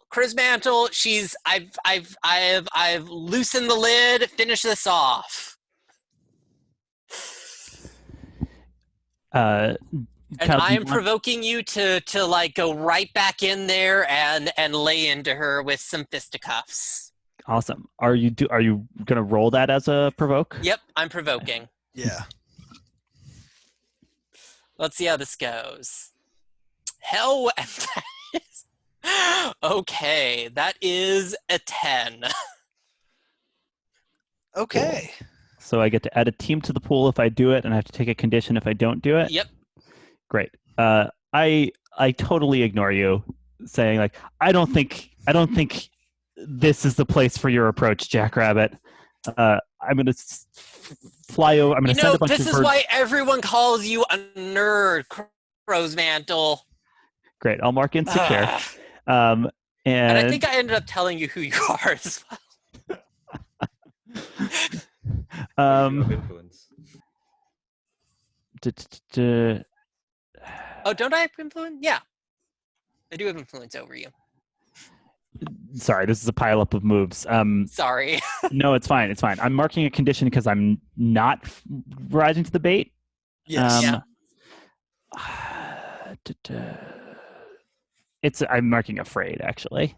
I am going to. I'm not directly engaging. I'm just sending crows down to try and rescue Magpie. Right, just like a kind of a blanket of crows to like catch this lady as she falls. Because yes, she ambushed me, but she may have thought I was a supervillain. I feel like we should talk to her. So that's Crow's Mantle's thought process, and he's just trying to defend her from this fall. Yeah, I think you're defending her from the fall, so roll plus savior. Will do. Yeah, just trying to scoop her up in a nice a nice crow blanket, right? Like firefighters spread something out to catch people jumping from a building. Mm-hmm. Okay, that's an 11 plus 2 is a 13. Nice. Okay, yeah. I will also mark my doom track for showing mercy. On a 10 plus, yeah, you do it. You save her as she's falling from the sky. You just catch her and are able to. What are you gonna gently lower her to the ground? Uh, probably still like, probably still hanging out on the top of the elephant, to be honest, right? That makes sense. Where we can have some privacy. And for the defend, I will I'll take influence over her for doing this. Excellent.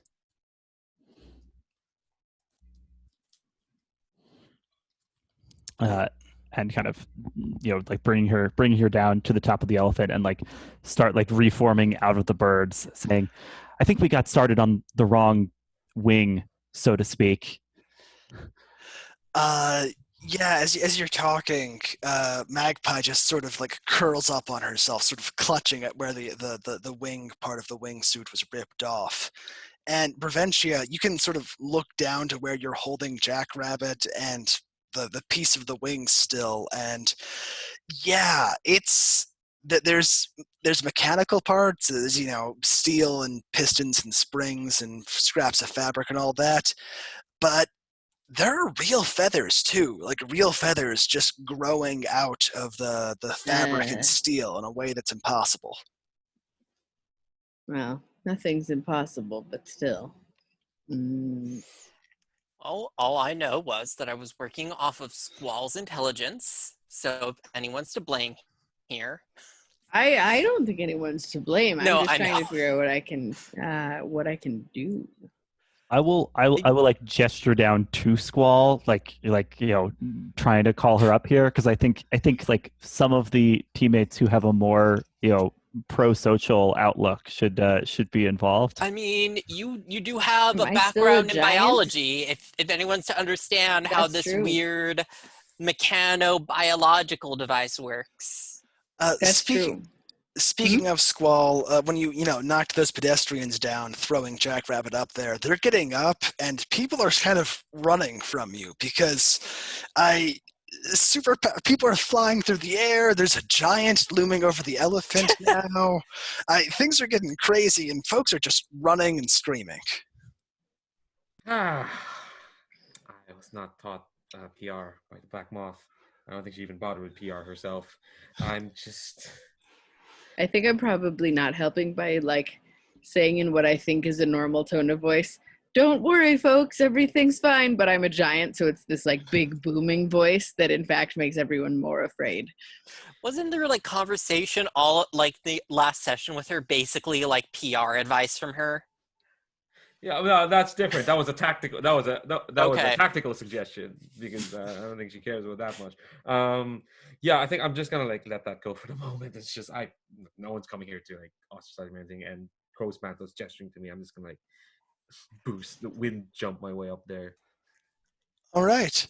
Yeah, Preventia, you're the closest thing the team has to a doctor. Do you want to like give a look over to Magpie, or give Magpie a look over? Yeah, I'll absolutely do that with my biology background. And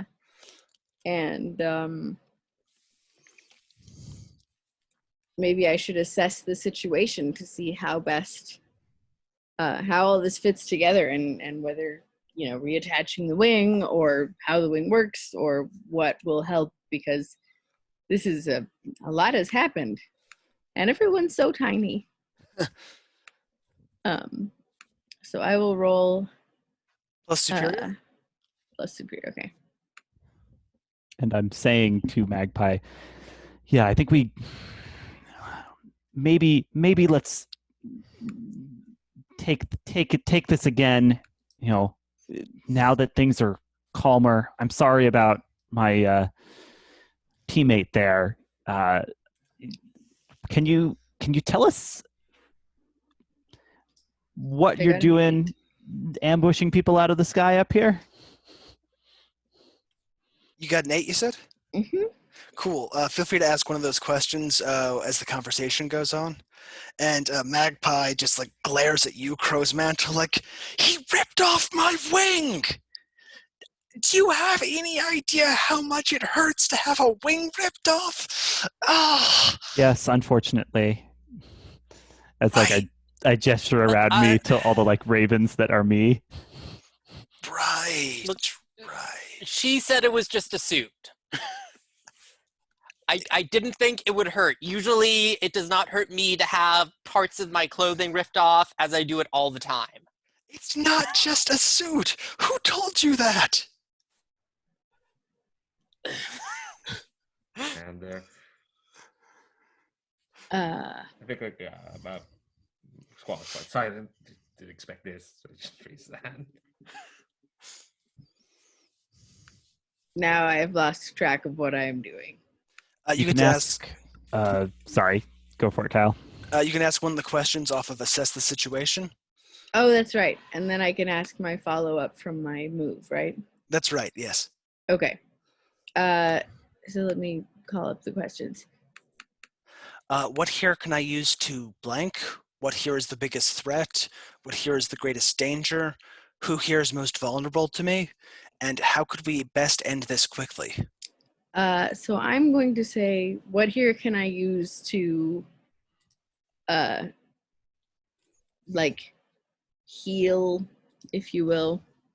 I'm not sure how to describe what would need to be done for Magpie in this instance, but what here can I use to reaffix the wing, or it's more like I want to figure out what's going on, but that's like not a question. Yeah, as you're looking over Magpie, you don't see, like, she's not bleeding herself, but physiologically, she looks like she's going into shock with sort of a sort of angry delirium thing. Best you can do for her is probably get her warm and get some, like, something to raise her blood sugar. Well, I know just the thing for blood sugar. Cinnamon toast is always a good choice there. It's got the sugar right on top. Okay, so one of the things I think Brevencia always does is carry a towel because she's a hoopy frood, but probably we need more warmth than that. So I'm gonna sort of say, like, everyone, we need to get her warm, and start feeding her some cinnamon toast. And I will pull the crows around her into like kind of like a big feathery bird blanket. Aw, just that like sounds really nice. it's like a little sinister because the crows, they used to be eyeless, right? They used to be these kind of eyeless bird constructs, but now all of them have like one eye that looks like the like gem on my weird cursed purple ring. As my doom has gone up, they've started having these strange eyes, but I'm trying to be as comforting as I can with them. I mean, some might find that creepy. Others of us might just find it fascinating. It works either way. My follow-up question. Oh, and it can just be whatever I want. I think so, yeah. How does this wing work? Like, it's clearly partially scientific and partially biological and maybe some magic, but I would like to know the specifics, please. Well, you're looking at it, and it was clearly once a purely mechanical thing, like some wound up springs, like storing tension and energy to basically a fancy glider. But then somehow a bunch of feathers and living musculature was layered on top of the metal somehow. It's just living muscle attached directly to metal in a way that doesn't make a lick of sense. But you do recognize this is exactly, like, the anatomy is spot on for an actual bird. Interesting. Okay, so I'm actually just going to, for the moment, store that information away. I will be relaying it to the team once we've made sure Magpie's out of shock. But I think Brevencia's urges so far in my mind are almost always humanitarian first. and like save people who need saving. So the cinnamon toast, the eerie crow blanket, and whatever else. But I'm gonna maybe like, who has the wing? Who's holding the wing right now? Anybody? Jackrabbit was one who ripped it off. Right. Okay. So I'm gonna say sort of like hoping that Magpie doesn't hear, because I'm still trying to comfort Magpie, but like maybe keep your hands on the wing. Because it seems like we should be investigating it further, but I'm not going to go into it now. I'm just going to be trying to comfort Magpie, or, stop them from going into shock and dying, as it were. That could totally be a comfort and support, right? And that could be, you could take a +1 from having assessed, right? I think so, yeah. Go ahead and roll plus mundane. Good idea. For comforting and supporting Magpie? Yes. Oh, that didn't occur to me, but I like it. Okay. Yes, it is possible to comfort non-player characters. I always forget. The the biggest mechanical bonus comes from comforting PCs, but I feel like if in the fiction you're comforting a non-player character, it totally makes sense to roll it and kind of let the dice say a little bit about how well you do at actually comforting them. Apparently not very well here. Oh no. Yeah, it's only a 5, even with a +1 forward. But I mean, I like to think that the cinnamon toast does get the blood sugar up, at least, even if she is not convinced of my good intentions. So I gotta ask, are you still giant-sized, or did you shrink down to, interact more on top of this elephant? I think it has not occurred to me that I should shrink down more, so I'm probably still a giant. Which would make sense why I would be not so good at comforting and supporting, because I'm probably just terrifyingly large. And even if I whisper, it would like almost blow people off of the elephant. So Yeah, as you bend down to offer a relative, the toast grew with you. So this gigantic piece of cinnamon toast offered to her, she's just gonna like spring up out of the crow blankets, grab onto your arm, and she can't fly, but she's still remarkably fast, and she's heading straight for your size changing device. Yeah, I think she's got sharp talons. Looks like she's just gonna rip it right off of you. Can I stop that? You're welcome to. I think that'd be a defend. Yeah, I think I'm just kind of like try to catch her in like a whirlwind. I think that kind of like that's Squalus can kind of like just kind of be like watching this with a bit of. I would appreciate it, because otherwise I'm going to be stuck as a giant. Yeah. Let me defend on Preventia. This doesn't count what my mentor said, right? So I don't get that +1. Keeping doing okay, yeah, just to be sure. Okay, I do have influence over Preventia. That's a 12. Nice. Okay, yeah, you're able to rip Magpie straight off of her before she can get to the size changing device. Oh wait, I do have insecure. That's a -2, but that's still a 10. Never mind. Yeah, so I think I keep her in the like she's kind of like in swirling in a little whirlwind that I created. Air prison. Air prison, yes. Air cube. And I think I'm going to clear a condition. I'm going to clear that insecure a bit. And I think I kind of like try to bring her away from Prevencia. It's just, look, I'm sorry this was a bit egregious, but you did attack my friend first. What? We'll put you down and get you situated, but I think like she wants to ask more, but I think she kind of looks to Crow's mantle if he even cares to know more. What was that about? Attacking me out of a clear sky? We want to help you, but we need some answers. I'll tell you everything you want. Just let me put the wing back on. You, the buff kid who ripped it off, hand it back. Oh, right. Oh, okay. Wait, no, I've already told you not to give it back. Why would you? She's in a wind prison. It'll be fine. Yeah, I'm really a little bit less comfortable with holding a living. Like it's like if I was holding an arm, you would not be comfortable with that, would you? I hand it over.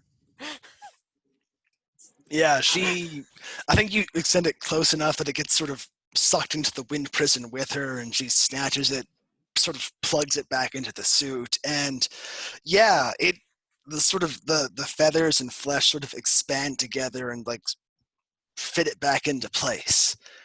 And she lets out a long sigh, like, "Oh, thank you, whoever you are, whoever all of you are. Like, when did we get a giant?" You're new on the scene. So I was going to ungiant, but given that that the wing has been given back, and I don't trust Magpie at all. She already attacked Crow's Mantle and tried to take my size change device. So I'm just gonna reach one giant hand out and like grab her, if possible. Yeah, I think you've got her pinned pretty good, and she's just like, I said I'd tell you everything you want. Just ask your questions. What was attacking me all about? I saw some spooky magic crows snooping around the place. It's my place. I try to look out for folks. That's all. You have you heard of any other magical goings on here? Things we should be keeping our own eyes out for? No, there's no. It's all stage magic. It's tricks and mirrors and stuff. There's nothing real here. Those wings aren't tricks or mirrors. We saw what's going on there. Where'd you get them? I have a cousin who's an inventor. You hear, I'm like trying to talk softly, but it's still very boomy. I'm sorry, but I'm going to have to contradict you there. It seems to be a mixture of science and biology and possibly magic. Like Crozetta like crosses his arms. Yeah. So speaking of spooky magic stuff, where'd the wings come from?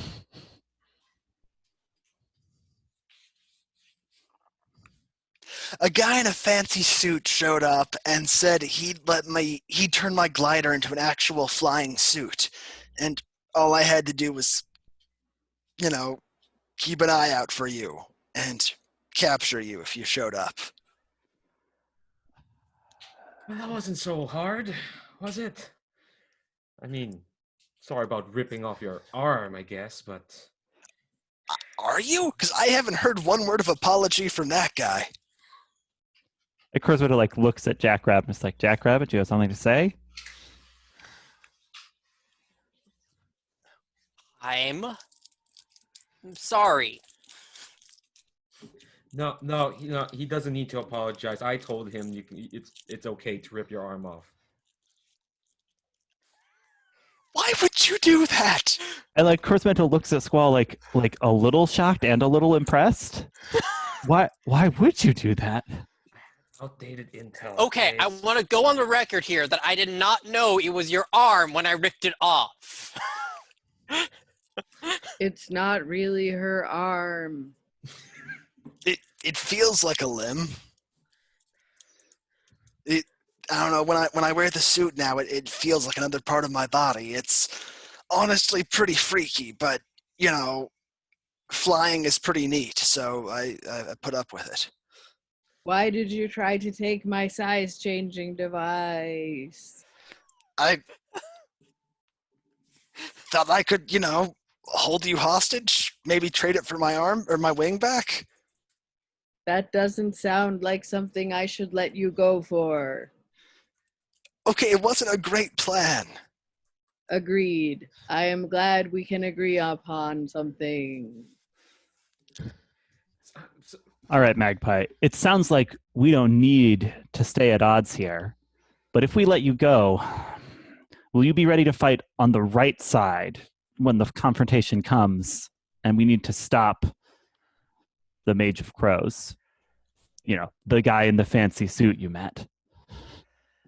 I think you're provoking her. Yeah, I'm leaning on her to to agree to fight alongside us if we'll live and let live here.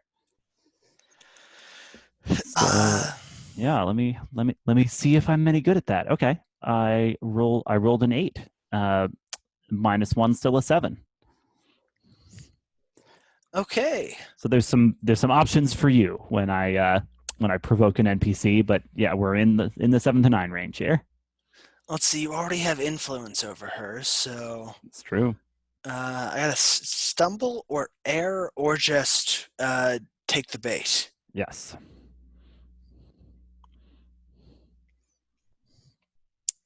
I just let's see.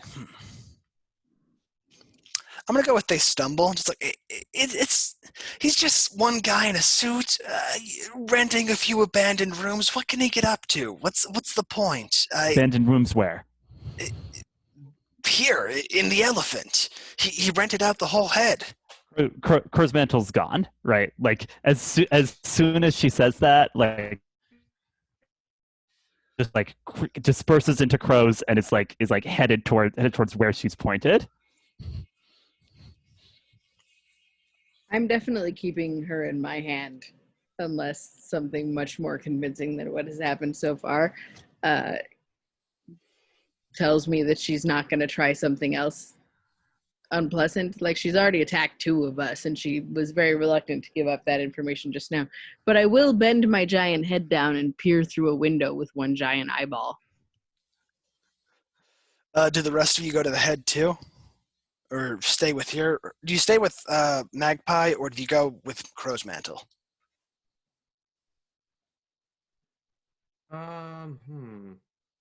Either sounds good. I think I'll probably go with Crow's Mantle. Jackrabbit? Yeah, I'll probably go with them then because, yeah. I'll keep literally an eye on everybody through the window while holding Magpie. So yeah, I think Crow's Mantle busts in through the window. The rest of you can just follow him in. And yeah, you see a lab. Looks a lot like the one from the Vision. With some diagrams and runes on the walls, but a lot of them have been torn down. It sounds like it looks like there was a hasty exit with, you see some stuff scattered around, but most of it was just grabbed and run. That's awesome. Yeah. So I think like Crow's Mantle's like staring all around, and like the eyes of his crows are all kind of like refracting the scene all around, right?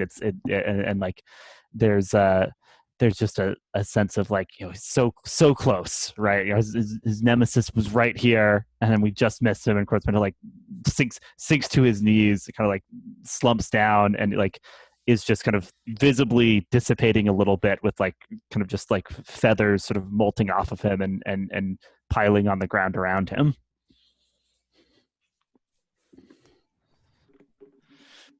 Jackrabbit, Squall, you're both there, seeing him just melt down like that. I will make inappropriate use of the toast communication device, and a piece of cinnamon toast with a heart on it will pop up.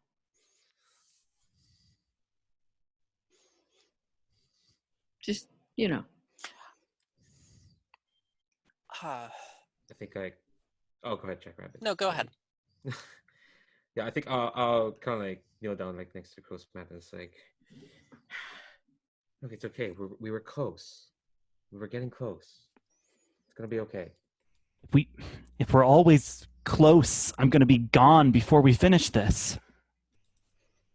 Well, we're just gonna have to close that gap then. We can do it. I won't let that happen. Squall, I think you're comforting or support, or either. Actually, I think Crow's Mantle might be sharing a vulnerability. Oh, that's true. That's true. When you share vulnerability with someone, give them influence over you and ask if they honestly think there's hope for you. So did you already have influence over me, Squall? Yes. You get to shift my labels because I'm giving you influence again. Okay. I need you to connect with us better. So I'm gonna put your mundane up and your danger down. That's perfect. And so I'll say like, Squall, do you tell me the truth now? I don't sugarcoat anything. Do you really think we're going to be able to undo this? And I like hold up my hand with the ring and like gesture towards where, like just like feathers have fallen off of me and piled up on the ground. I almost want to respond with my own vulnerability or weakness, but I'm not going to do that. That's selfish. I think I look at that and the ring and the whole thing and just saying, look what we've been able to do as a team. We stopped your uncle before. We nearly just caught him. We took down the giant iron spider together. That's right, true. Jackrabbit? Right, and Jackrabbit has fought my uncle face to face, so we have that going for us. Yeah. No, I think Skull makes a face for you to chime in here. It's like, Yeah. We still have time. You're still you. I mean, you wouldn't be saying this if you weren't you. That's true. Okay, so I will mark potential because you said yes. You honestly think there's hope for me. And in a moment, I'd love to shoot a comfort and support right back at you, but I'm happy to pause and I may even say, Jackrabbit, you're the only one who's got the upper hand in a confrontation with my uncle in the past. Does any of this make sense to you? And I point all around the room at the the scraps of notes left on the walls. What can we learn from this to have him on the ropes next time?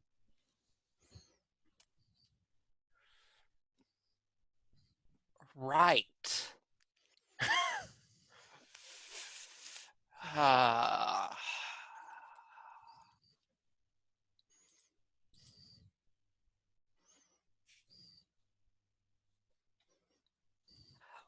Well,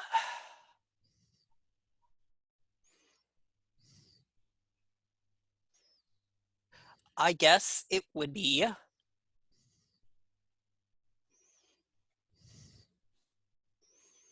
man, I'm just thinking of how I want to do this.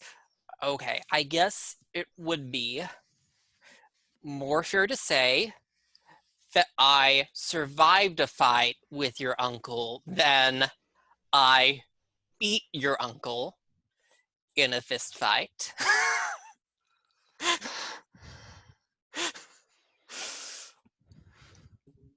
I kind of almost died fighting your uncle. So you've been lying to us?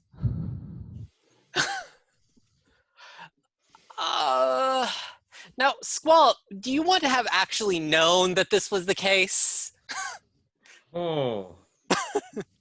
Do I want that? Oh. That's a good question. No, actually, no. I think I want you to let down two people. I know it's up to you. Do you want to let down one person or two? No, two people? that's fair. That's fair. I didn't want to decide for your character because it felt like a lot of the time that Squall basically, the way you were playing Squall was that she basically knew, but I didn't do this. Well, she thinks you tell a lot of tall tales, but she because Crow's Mantle was so close, I think even she was like, well, Jackrabbit can walk the walk sometimes. But yeah, it's up to you if you want to decide. Look, it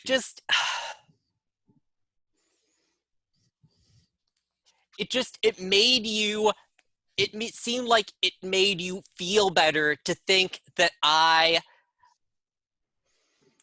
beat your uncle than to just say, yeah, I came out surviving your uncle. That seemed like the better set interpretation of the facts for you. Unfortunately, surviving my uncle is the very thing that's giving me a problem right now, Jackrabbit. Yeah, so I think you may have just triggered Best There Is, Jackrabbit. I mean, you are arguably Yeah. regaling someone with one of your exploits. Yeah, that's fair. I was also thinking that I am sharing a vulnerability now. Oh, okay. I think that's probably more valid, yeah. But yeah, okay. Oh, that's beautiful, right? Because we all have so many feelings about nemesis. Yeah. How much have you told me about your nemesis? Uh,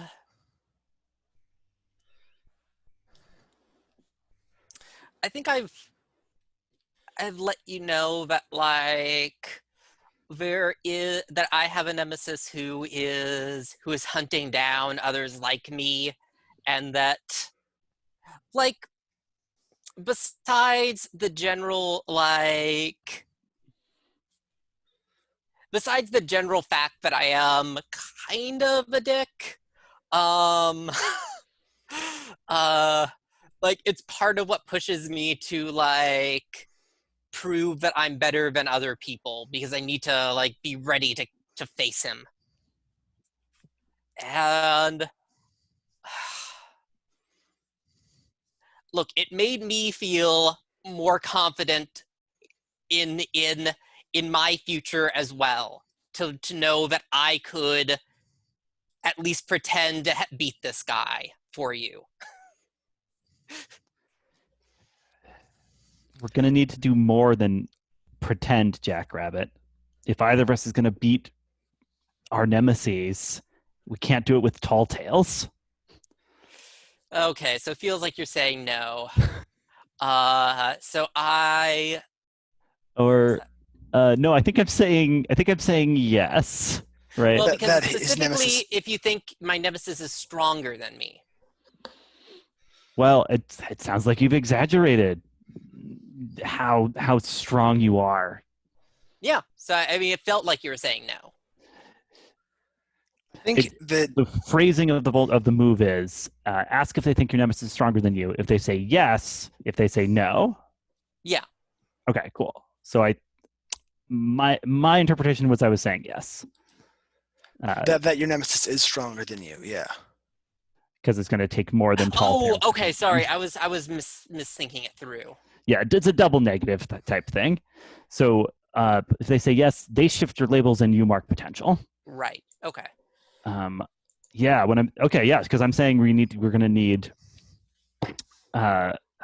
more than tall tales to win this. Yeah, you know what? I'm gonna say danger down, savior up, because the like upshot is Crow's Mantle saying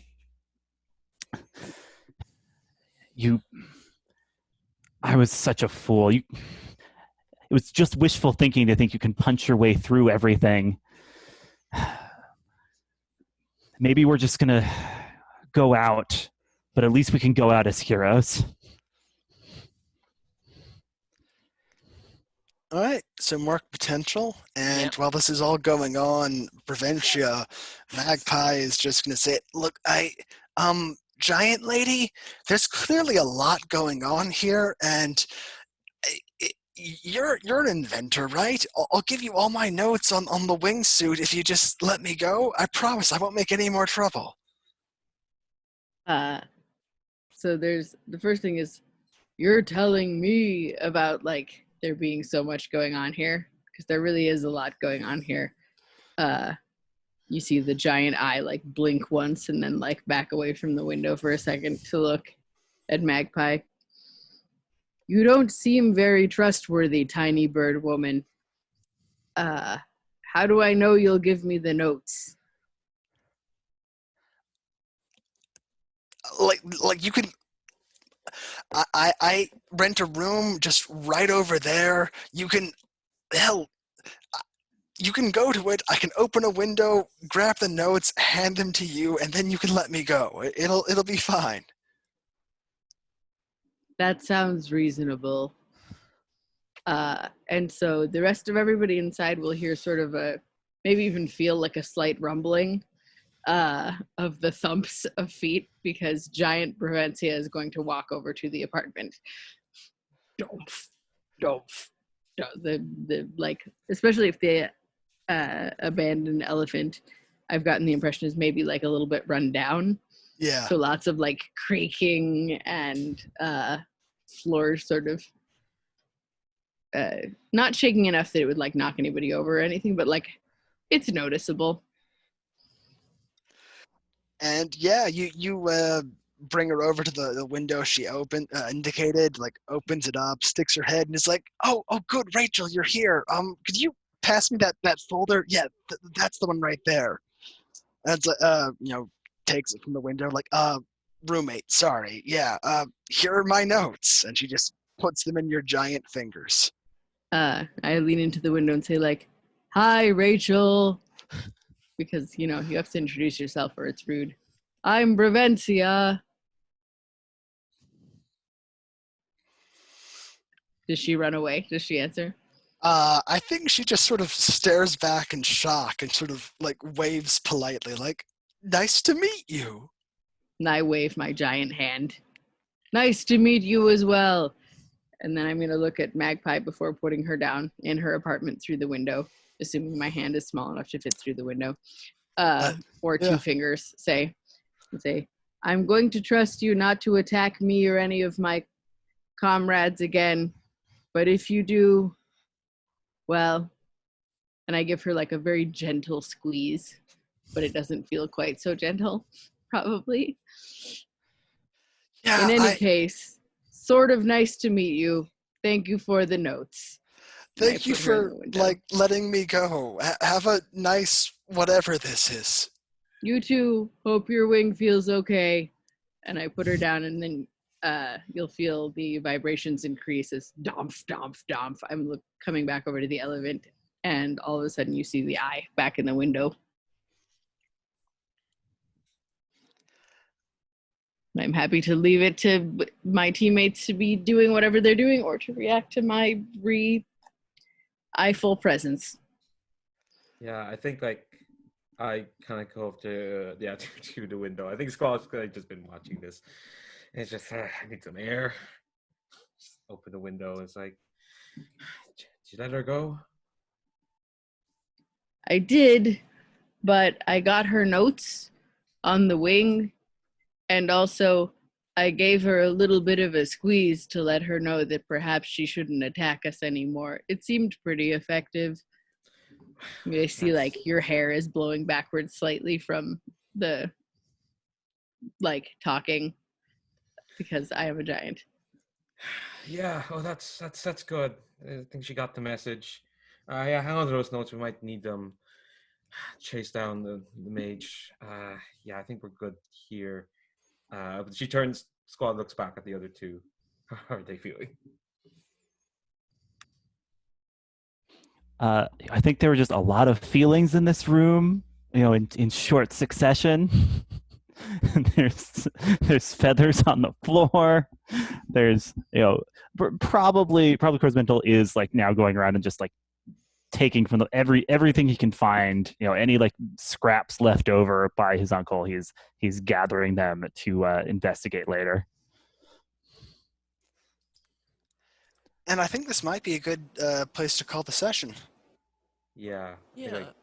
I think Squad just says like, yeah, let's go. We're done here. I have one like little mechanical question. Could I clear this lie I have of beating out Thaddeus in a fist fight as a sacrifice to clear guilty?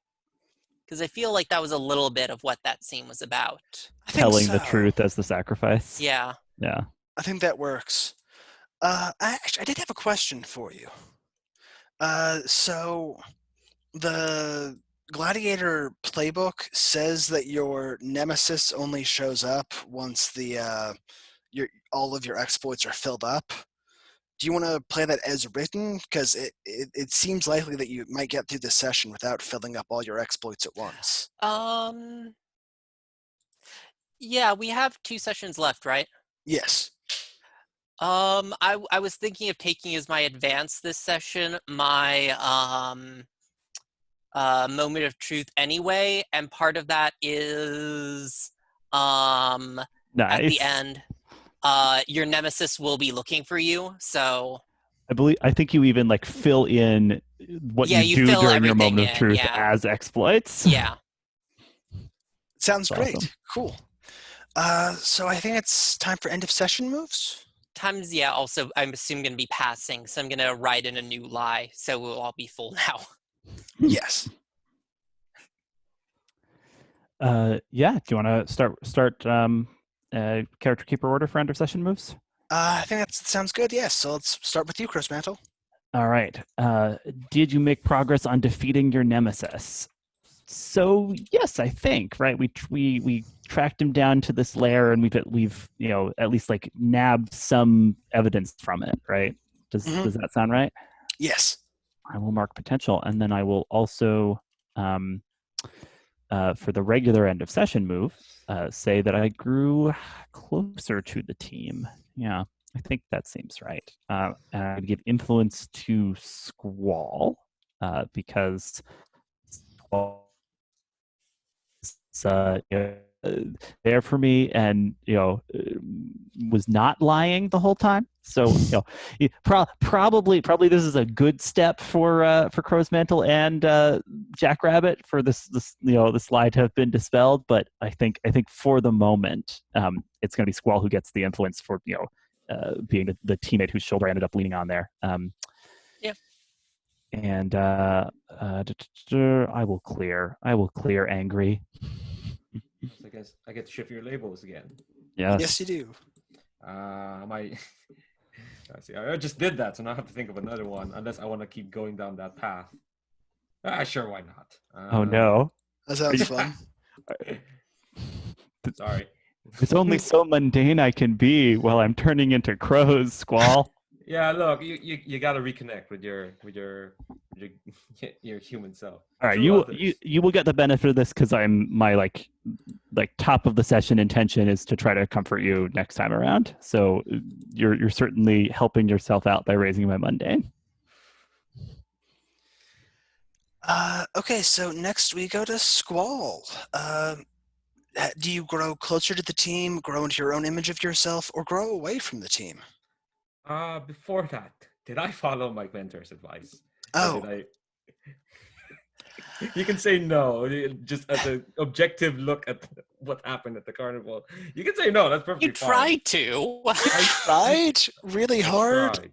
and you But kept your eye on the ball the whole time, as it were. Like people were getting ambushed and surprised and revealing shocking truths. And Yeah, it's just the thing is that Jack is a super strong, punchy cat. Like, there's no way to get him to do what you want. I mean, I did do stuff like actually knock down some pedestrian. There was a giant roaming around. Didn't have any control over that. Yeah, I think you didn't quite act on the advice. Oh God, I got more bollocking from Black Moth. I think I'm growing into my own image of myself. I think Squall is like, Squall is figuring out that she has like certain ideas of what it means to be a superhero, and she's like further defining that through interactions with Sure Shot and the team, and with Black Moth, and I think she's becoming more and more sure of like how she thinks like people should be, and kind of like it's like she's pushing herself now into like being all right. Now I've got to support everyone now. I gotta keep comforting Crow's Mantle. I gotta make sure Jackrabbit's like eye on the ball. I gotta make sure Preventia is like doing fine, at least as released Magpie, at least I can do that. Yes, I think I'll shift my labels, and I'm gonna bump my superior back up to 3, and I think Mundane back down to 0. Okay. Pearl, so you have the special brain end of session move. Right. About my shame. It just hasn't been coming up really. No, make sure to do that for next session. It's okay. But I certainly haven't done anything to make amends for my shame specifically. I mean, like, Provencia is always trying to do good, but she was trying to do good when she made the shame in the first place, so I don't know if that really counts. So I'm going to say that no, I probably didn't, even though that means I don't get to mark potential boo. And I'll give influence to Jackrabbit because Jackrabbit is the only one who doesn't have it, I think. And also because Jackrabbit seems to have some secrets as well.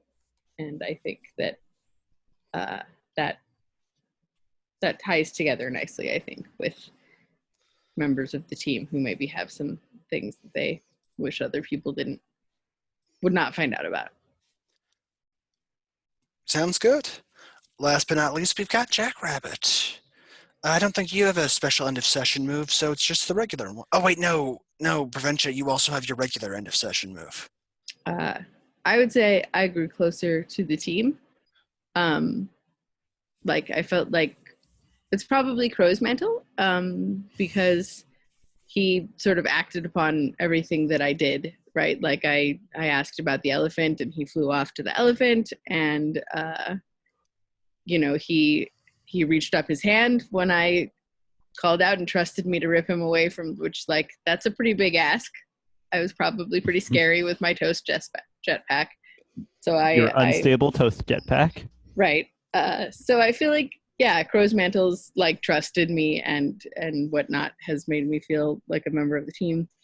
And I'm also like really determined to not let him succumb to his doom. So that would be my choice, I think. Yeah. Sounds good. Cool. I think I already had that, so I'll shift your labels. I will shift your superior up and danger down because your brains are what I'm sort of relying on, right? In hopes that maybe you'll have a breakthrough as I face down my doom. I have the wing plans now. They might help. You do have the wing plans. And sorry. Hmm? I was just going to say it's not a very dangerous team. I mean, except for Jackrabbit. Yeah, he's the only one with a positive danger. I'm better at figuring out ancient runes and things. I was told to use my brain. Last but not least, we got Jackrabbit. So yeah.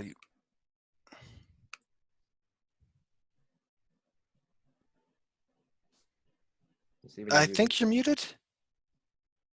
Whoops. I've added as a new truth. I caught air and famed thief Magpie at Coney Island. And I've added as a new lie. I took down the beast in a fight lasting 3 days and 3 nights. We weren't making out for any of that time. Not at all, obviously. Nice. Yeah.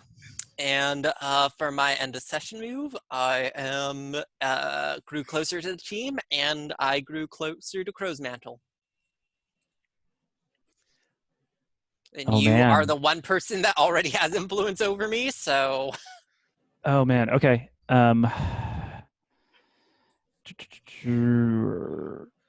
What I've shifted your labels multiple times, so I'm just gonna go with more like how I see Jackrabbit overall, which is danger up and mundane down. Okay. So after the middle session of the month, I frequently will give players a free advance, like not potential, like a full on advance. Oh wow. Do you think you would want that? Because I mean, it seems like you're getting potential at decent rate already. Except for me, I have not marked a single potential this session. Oh, ouch! I always want more moves because I usually forget to use them, so it's handy for me to have extras. So I would happily take one. Although I did just like with that end of session move, I get an advance. But I'd be happy to take 2. Yeah, go ahead. Take one each. Yeah. Oh, okay. Nice. Then I'll just unlock my moment of truth as well, just so that we've got a couple of those on the table. That seems fun. Gonna have some very truthy final episodes. Nice. Yeah. Probably I pick up. am gonna think about it between next session or now and next session, if that's all right. Absolutely. Yeah. Take your time. Thank you all. I think that's a wrap. So just gonna turn off the recording.